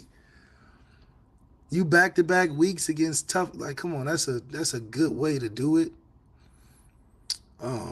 It's just a matter of the impact of what a second season will do to a football schedule. With recruiting and early signees and because Yeah. if that's the playoff system, it's gonna last through January, February, damn near be before the Super Bowl. It's Yeah. got to end before the Super Bowl, so it's gonna be like middle of February. No. It'll be all January, probably January 31st. The last college football game will be played. It wouldn't be no 2-week break Right. How they usually do it. It'll be games into the last week because you can't have longer season in the NFL. So that's gonna change a lot of the recruiting angles and visits and I mean just coaches are gonna be way more locked in these playoff teams because right after around December they on the road and they get their little break. Yeah. Now, if you a playoff team, you active or you were the team that wins the championship, you're almost hurting yourself in recruiting Yeah. because you have no time. Spring ball starts what, second week of March? Yeah. So the playoff system has to be discussed in terms of how that affects a kid's collegiate life. Because there ain't no winter breaks if you in the playoffs. Hell, if you're a good Yeah. team, you ain't got no winter breaks. You're going from ending school to starting school. Yeah. No breaks. That's kind of crazy because the playoff system wouldn't match up with any school schedule. Most schools come back second week of January. Yeah. So there's gonna be some upset players out there that ain't got no winter break. You just straight balling, Yeah. jumping in the spring right after. So it's gonna be better for the fans, terrible for the players, especially the teams that are really good, especially for guys trying to get ready for pro day, especially guys trying to go to the league that's playing on good teams. How you gonna train? How you got to take a break before you start training combine anyway, but Yeah. it's just a crazy transition, but it does work in favor for Notre Dame because now we don't have to be undefeated. Yeah. But starting in that second season, we can only go so high. The highest we can be in the playoff system is what, fifth? And that's Yeah. with a first round bye, potentially. Because you would think that all the conference games, quote unquote, would be would be the first round, essentially. Yeah. So the Big Ten championship would be the first round, and then we will watch and then play the winner of whatever conference champion. Is how I imagine. I mean, how do you see it? Yeah. Big picture, I kind of agree with you. I think the reason I say the parity hurts the chances and the numbers bear it out based upon the college football index numbers. The parity just hurts. That's more teams for Notre Dame to have to climb over rather than in a year with elite teams. You're only focusing on 4 to 5 teams that you're pulling for to lose. And I saw someone in the chat talk about last year. Last year was chaos on. Last year happened because there was chaos, right? USC losing to Utah put TCU back in the mix after they lost. That's what happened. That put them back in the mix after they lost. So Clemson didn't get in because Clemson had lost they got banged by Notre Dame. This is what I'm talking about. Like the committee looks at certain games. Clemson lost back-to-back to Notre Dame and South Carolina at the end of the season. Didn't matter that they were a conference champion, dude. Didn't You just matter. lost. You just got banged by Notre Dame, embarrassed, and then you lost to South Carolina at home to end the season. It doesn't even matter what you do in the ACC championship game. No. Right? No. So context matters. It's not just being a conference champion, which once again, we can talk about Notre Dame's schedule, but if the Pac-12 was so good, then how much respect does a Pac-12 with 2 losses, how much respect does a champion get in the Pac-12 this year? As A lot. competitive as it is. Exactly. Yeah, you This is probably this more is than not a normal Pac-12 year where it's only 2 teams. No, this is a year the where Pac-12 is the best conference this year. It's just you come out of the what Pac-12 it with 2 is. losses. Notre Dame's not getting in over you. Not over no Washington, not over no Oregon, hell, not over no Utah if they mess around and win out, you know. We just don't get the respect. You just don't get the respect. No team is gonna believe us. One, they'd love to hate on the independent thing. And two, they'll be like, okay, well, what big games you guys have? Oh, Ohio State? Oh, y'all lost? Of course. Of course. What y'all gonna do when y'all get in there if we give y'all a So chance? can we be realistic? Can we be realistic? The Big Ten and the SC champion are in the top 4. That's every Yeah, year. that's every year. They might take Without two from fail. each conference. Exactly. Because it's Well, 12 no, teams. SEC this year is not. I doubt if they get 2 this year. Oh yeah, yeah. You can't even count Alabama and Georgia. Yeah, you can't. Not this year. LSU may be in contention, and That's then 2 locked up spots. Big Big Ten Ten, for sure got SEC. two. Big Ten Yes. got two for sure. Pac-12 got two for sure. For I sure. don't think the only way the Big Ten will get 2 is if the Big 3 split. Oh yeah, If Penn State, if Ohio, Michigan, Ohio State. Yeah, Penn State beats Ohio State beats beat Michigan, and Michigan. Michigan Michigan beats beat Penn Penn State. State. Something like that happens. Now you're really in trouble if you're Notre Dame. Yeah, you. Now you're really in trouble. Because you're gonna have 3 Big Ten teams with 1 loss, and only one of them get to play in the Big Ten championship.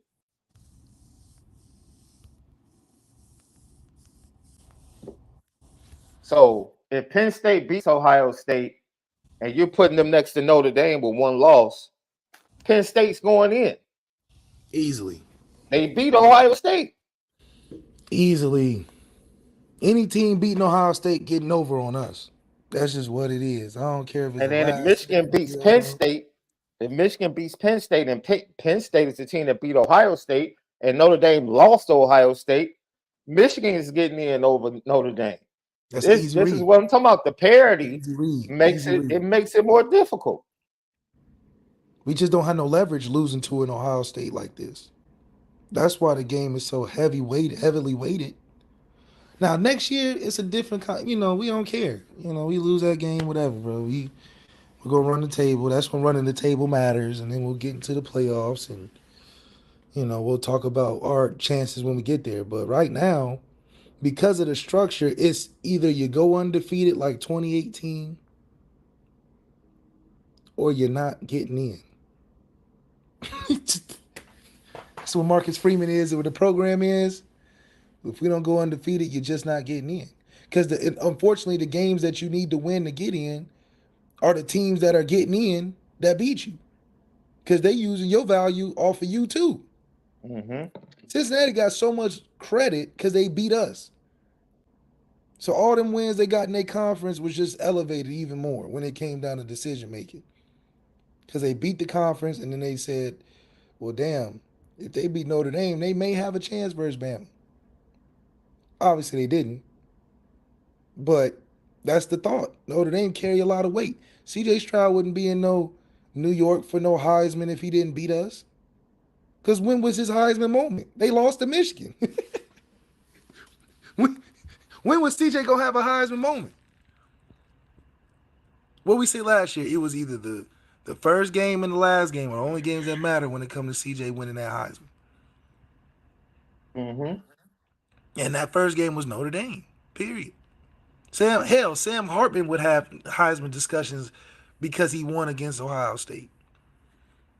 And then you lump in that's at Notre Dame and we in the playoff, we undefeated, you 1 year transfer, man, Sam Hartman could have really did it big. Mm-hmm. It was in front of him. The opportunity was there. It ain't like we just, he had all the opportunity in the world to go do that. That just shows you significance of the position and what it carries at Notre Dame.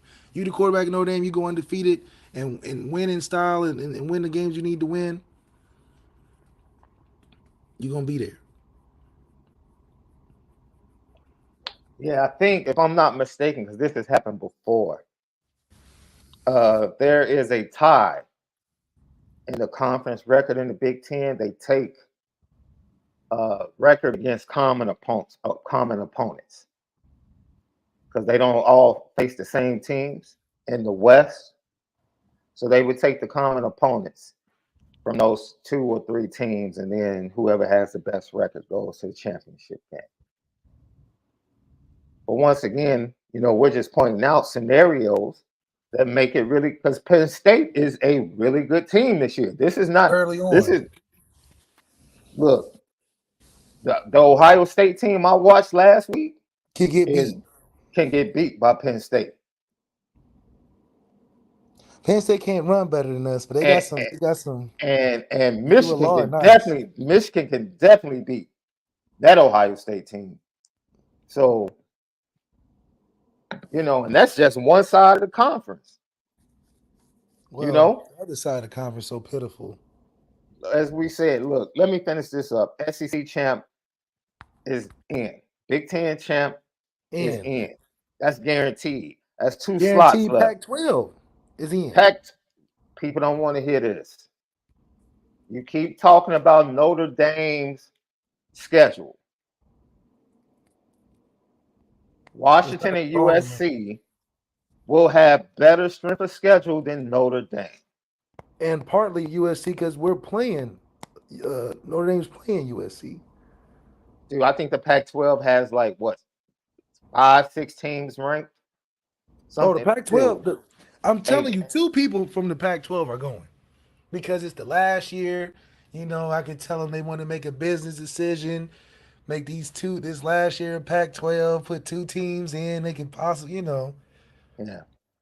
So we're done, cooked. So a 2-loss, I'll say it again, a 2-loss conference champion in the Pac-12 gets in over Notre Dame. Easily. Simply because how tough the conference is. Just simply. The only way we would make it is if we played 2 SEC opponents, 2 Pac-12 opponents, throw a Big Ten in there. We would have to have the hardest schedule of all time to have 1 or 2 losses and be considered for the college football playoffs because we're not in conference. So we would have to play the best teams from the hottest conferences.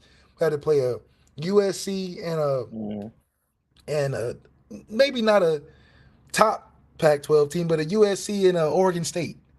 That would have to be on the schedule. Then we'd have to get Ohio State and a semi-good other Big Ten team. Hell, Wisconsin, like we did 2 years ago. Then we'd have to play LSU again and a Vandy. I mean, we would have to play pretty tough game. Probably have to have half our schedule against ranked opponents. But other than that, we just don't have it just won't work out in our favor unless we go undefeated. All we're saying is this is the worst year Notre Dame dropped the ball on a big opportunity on their schedule. Dropped it. Because there are more teams in play, because there is parity, that's more teams to have to climb, more scenarios to have to happen to get you in place to where you have a legitimate shot to be in that Final Four. And Clemson is not going to be the big win at the end of the season that you expected it to be. It's not. They may be a 3-loss team by the time we get to them. It's just not. So now a 3-loss Clemson team is not attractive.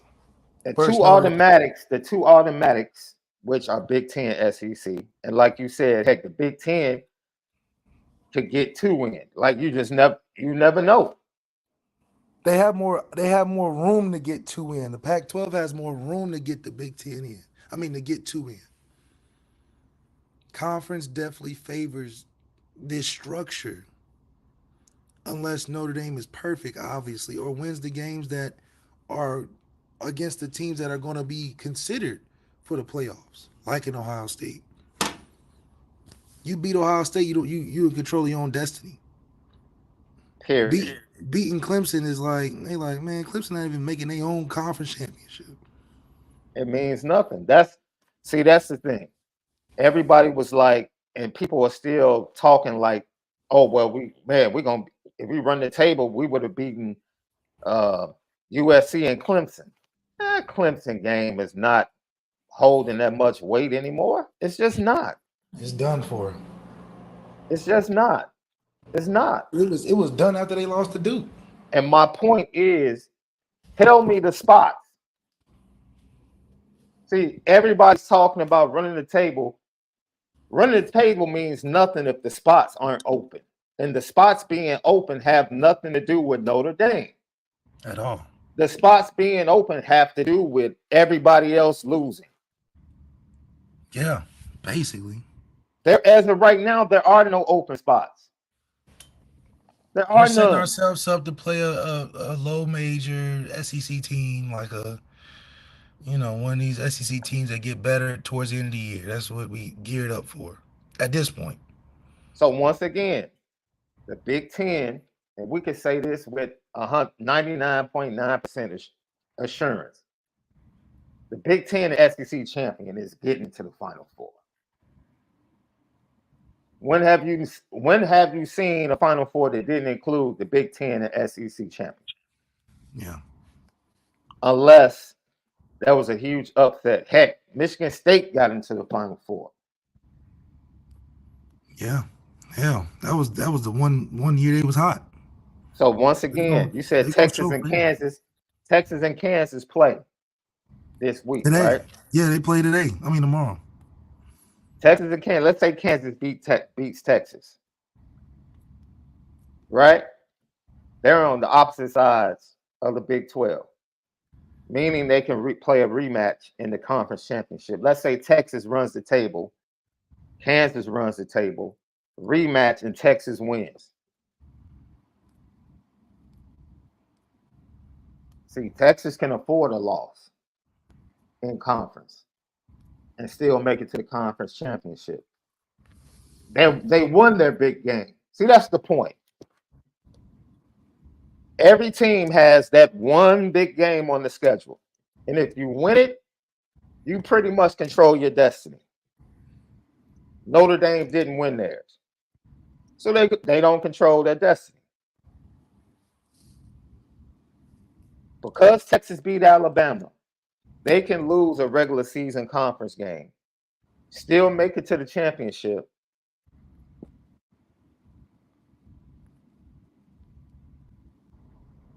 and get in the playoff. Notre Dame is going to need the Pac-12 champion to have 3 losses. They're going to need the ACC champion to have 3 losses. I don't see Florida State losing more than once. That's just me personally. Yeah, I don't see it either. Not based upon the teams I've watched play in the ACC this year. Yeah, these teams are ACC are. I don't see it. Right? So Florida State would have to lose the ACC championship game or something like that. Texas or Kansas or the Big 12 champion would have to have 3 losses. It's too much that needs to happen, yo. Can they make it? Yes. But it's slim to none. That's the reality of it. Your schedule is not as strong as you thought it was. Okay. Duke was expected to be a 9-win team coming off last season. Duke was expected to be an okay team. So you get a 17-ranked Duke. Somebody like Louisville might be ranked. Come on, man. Nobody respects Louisville. Really? That's what happens. We lost, and now they got people thinking. I watched Louisville get dominated by Georgia Tech for like 3 quarters. That was an ugly game too. Yeah, and then Louisville came back and won in the 4th. But I watched Georgia Tech give Louisville all they can handle. I'm supposed to be worried about Louisville if I'm a Notre Dame? No, I'm not worried about Louisville. But they'll probably be ranked. So by the paper resume, yeah, it looks like a pretty good win. But if you really know football and you watch both teams, Louisville doesn't really have a shot. And Clemson is not Clemson. They're just not right now. So the schedule that we thought was going to be so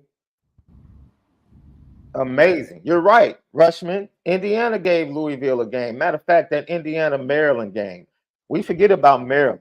Maryland's another team that almost beat Michigan at Michigan last year. And this might be their best team on both sides of the ball left. Maryland's a sneaky team. Maryland's a sneaky team in the Big Ten. They're a sneaky team, very sneaky team. His brother's pretty. Tagovailoa's brother's pretty good. Yeah. Yeah, and what we said earlier, if you beat USC, it cannot be a close game. Like if you're going to have leverage at the end of the year, you cannot play a close game at home against USC. You have to handle them. You have to handle them. It is what it is. Notre Dame has to become what year was that? 2013. This was your senior year. Was it your senior year the year that Urban and Ohio State went on that run after they lost that terrible game to Virginia Tech? You said Maryland that lost? Yeah, I think. I'm sorry if I misspoke. I said, was that your senior year in high school when Urban Meyer lost Braxton Miller during camp and JT had to start as a freshman against Virginia Tech and they got blown out at home? And then they ran it. I thought it was Braxton went to receiver. And JT ended up starting, and then that's when Braxton had that famous spin move.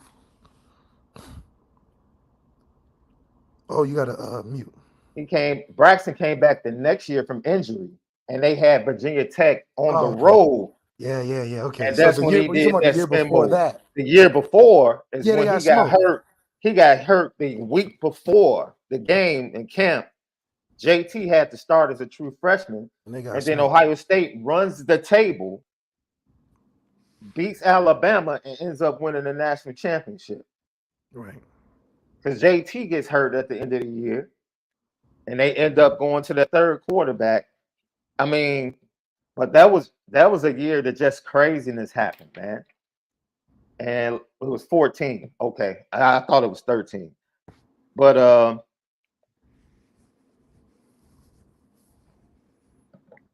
crazy things are going to happen for Notre Dame to get into the playoff. Yeah. And my point is, crazy things in college football have happened. So it's not impossible that Notre Dame can find itself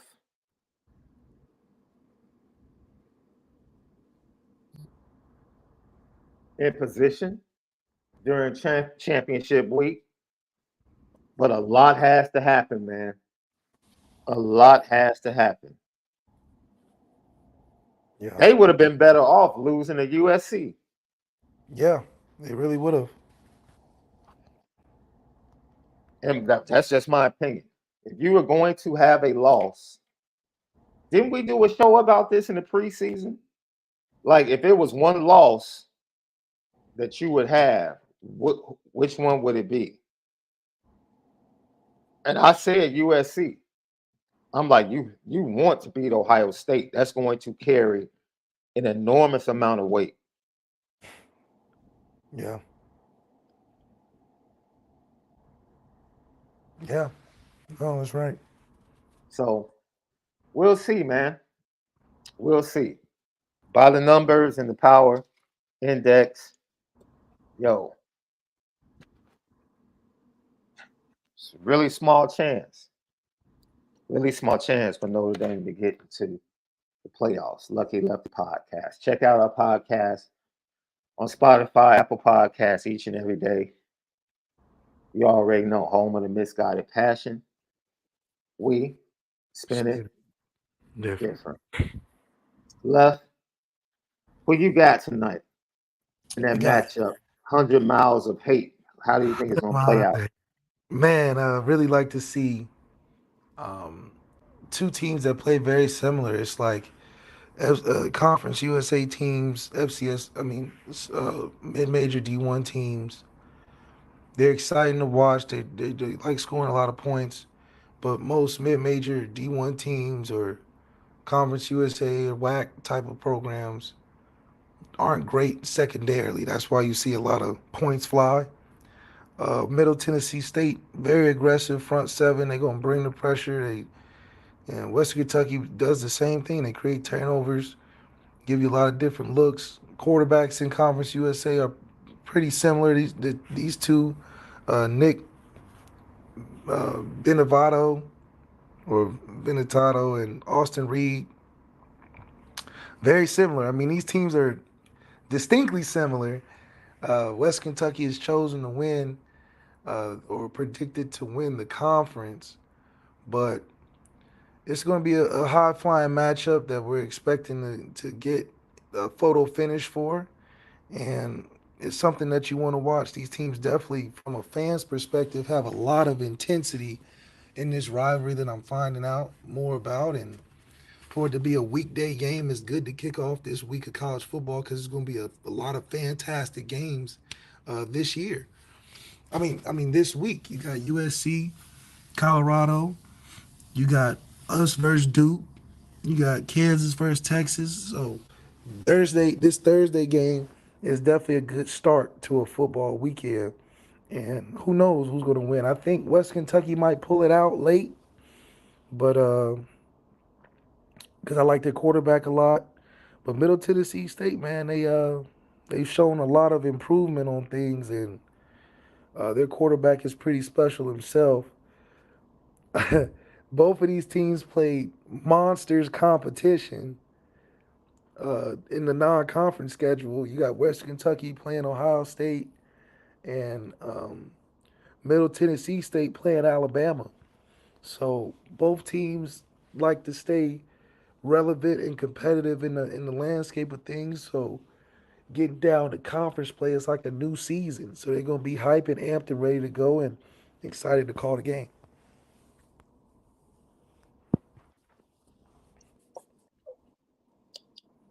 Should be interesting. Should be very interesting. Lucky Lefty podcast. It is it's a lot going on in the sports world this morning, bro. Oh yeah? Yeah.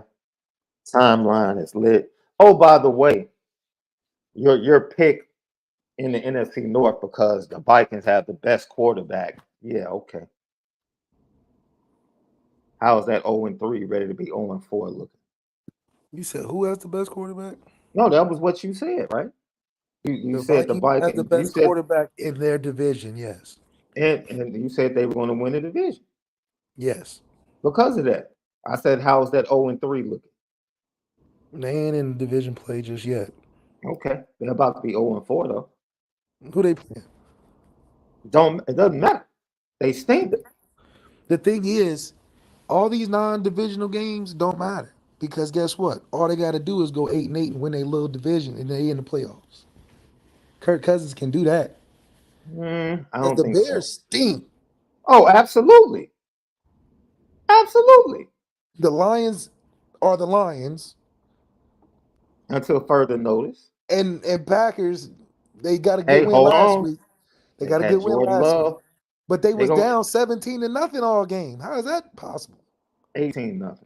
They Or was it 17? Was it it was 17-0? they won 18-17, but it was Well, yo, 17 they nothing. play they play the Lions tonight. Who Green Bay? Yeah. It'll be a good game. They both. And it's no surprise that David Bakhtiari went on the injured reserve again. I don't know why they keep paying that dude. He's stealing money at this point. Well, he was Aaron Rodgers' boy, so he might not last after this season. Man, trade him to the Jets. You know what time it is. You talking about trade him to the? Oh, you're funny. Petticoat, petticoat, petticoat, Junction. It's time to get petty Oh, we did a good job executing. Are you upset with something? and fire up the Petticoat Junction train. I just don't like you. You don't? No. What is today's petty historic Petty Junction?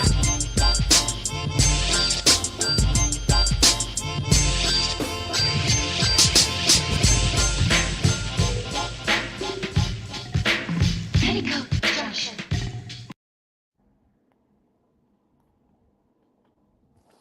Petty Junction, Petty Story of the Day, brought to you by Onora Whiskey, OnoraWhiskey.com, the premium American whiskey, OnoraWhiskey.com. Yo, did you see this? Down in Houston, bro, at a Jack in the Box? Well, a Jack in the Box employee got mad and got into an argument with a customer over some curly fries and up thing. The worker did? Yes. He had it at work? Had the burner, had the microwave on his hip. Oh my gosh. Over some fries? Why you trying to live two lives at working at Burger King or wherever? Bruh. What gets you to even that mad to where you doing that? You want to crash out? Well, I get it.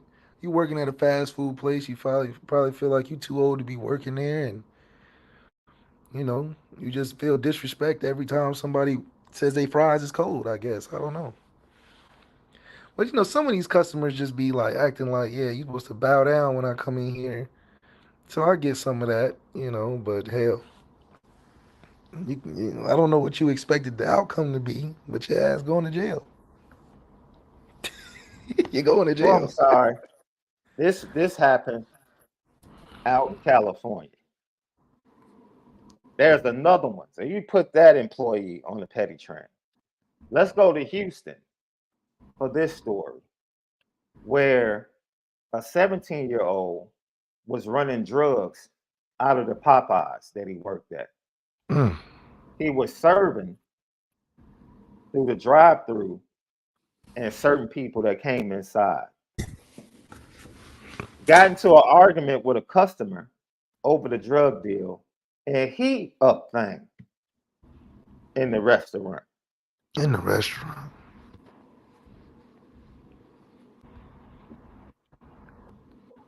Left. That's crazy. Hey man, this is for back-to-back stories to come out like this, man. It's hard times at these fast food restaurants, man. I'm trying to get, maybe somebody can help us, but Kurt Schilling, you remember Kurt Schilling, Yeah, the baseball player. yeah, for some reason he is trending for being a jerk. Baseball players usually are jerks. Oh, so he was on a broadcast, and I guess Tim Wakefield and his wife are dealing with something personal.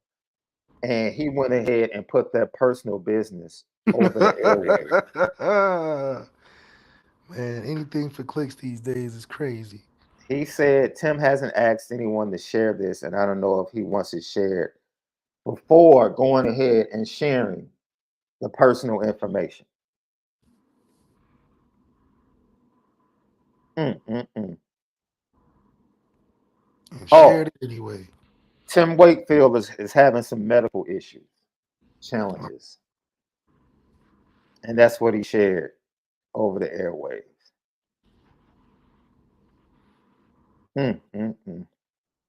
Everybody want to be first to report. Yeah. What about Ebro? Do you want to put Ebro on the petty train?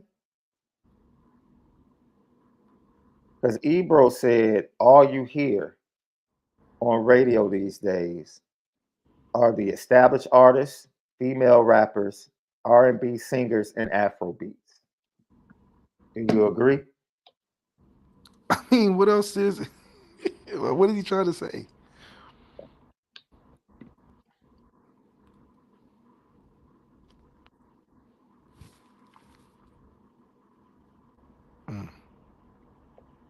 Well, I guess he's trying to say there's no room for male rappers Oh, well, we know what that's about. Yeah. that aren't established. Yeah, I mean, it's, you go to sports commentating too, and, you know, hard for brothers out there to get on ESPN. It's crazy that to see. Just imagine. Hard for brothers to get a job on ESPN. Actually,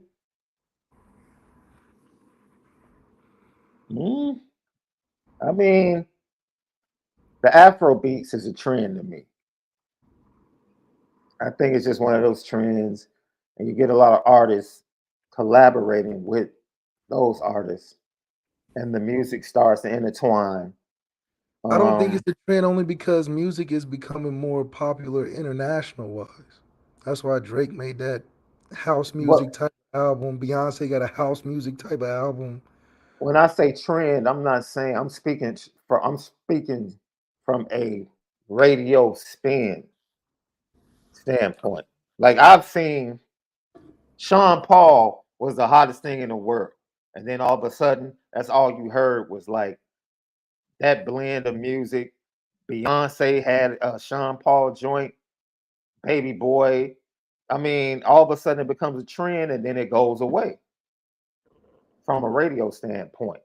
Reggae music is still hot, but it's not getting the same amount of spins as it got when Sean Paul was out, Sean Kingston, and it was really mainstream. Afrobeats is mainstream right now. Can it stay mainstream with the same amount of radio spins?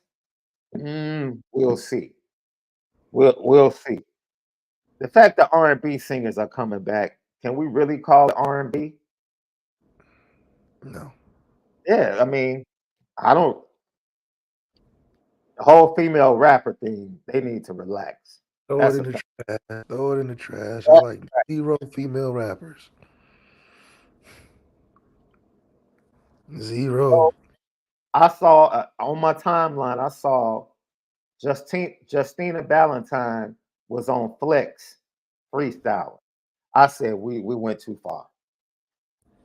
We've gone too far. Rap game's cooked. She's gone from wilding out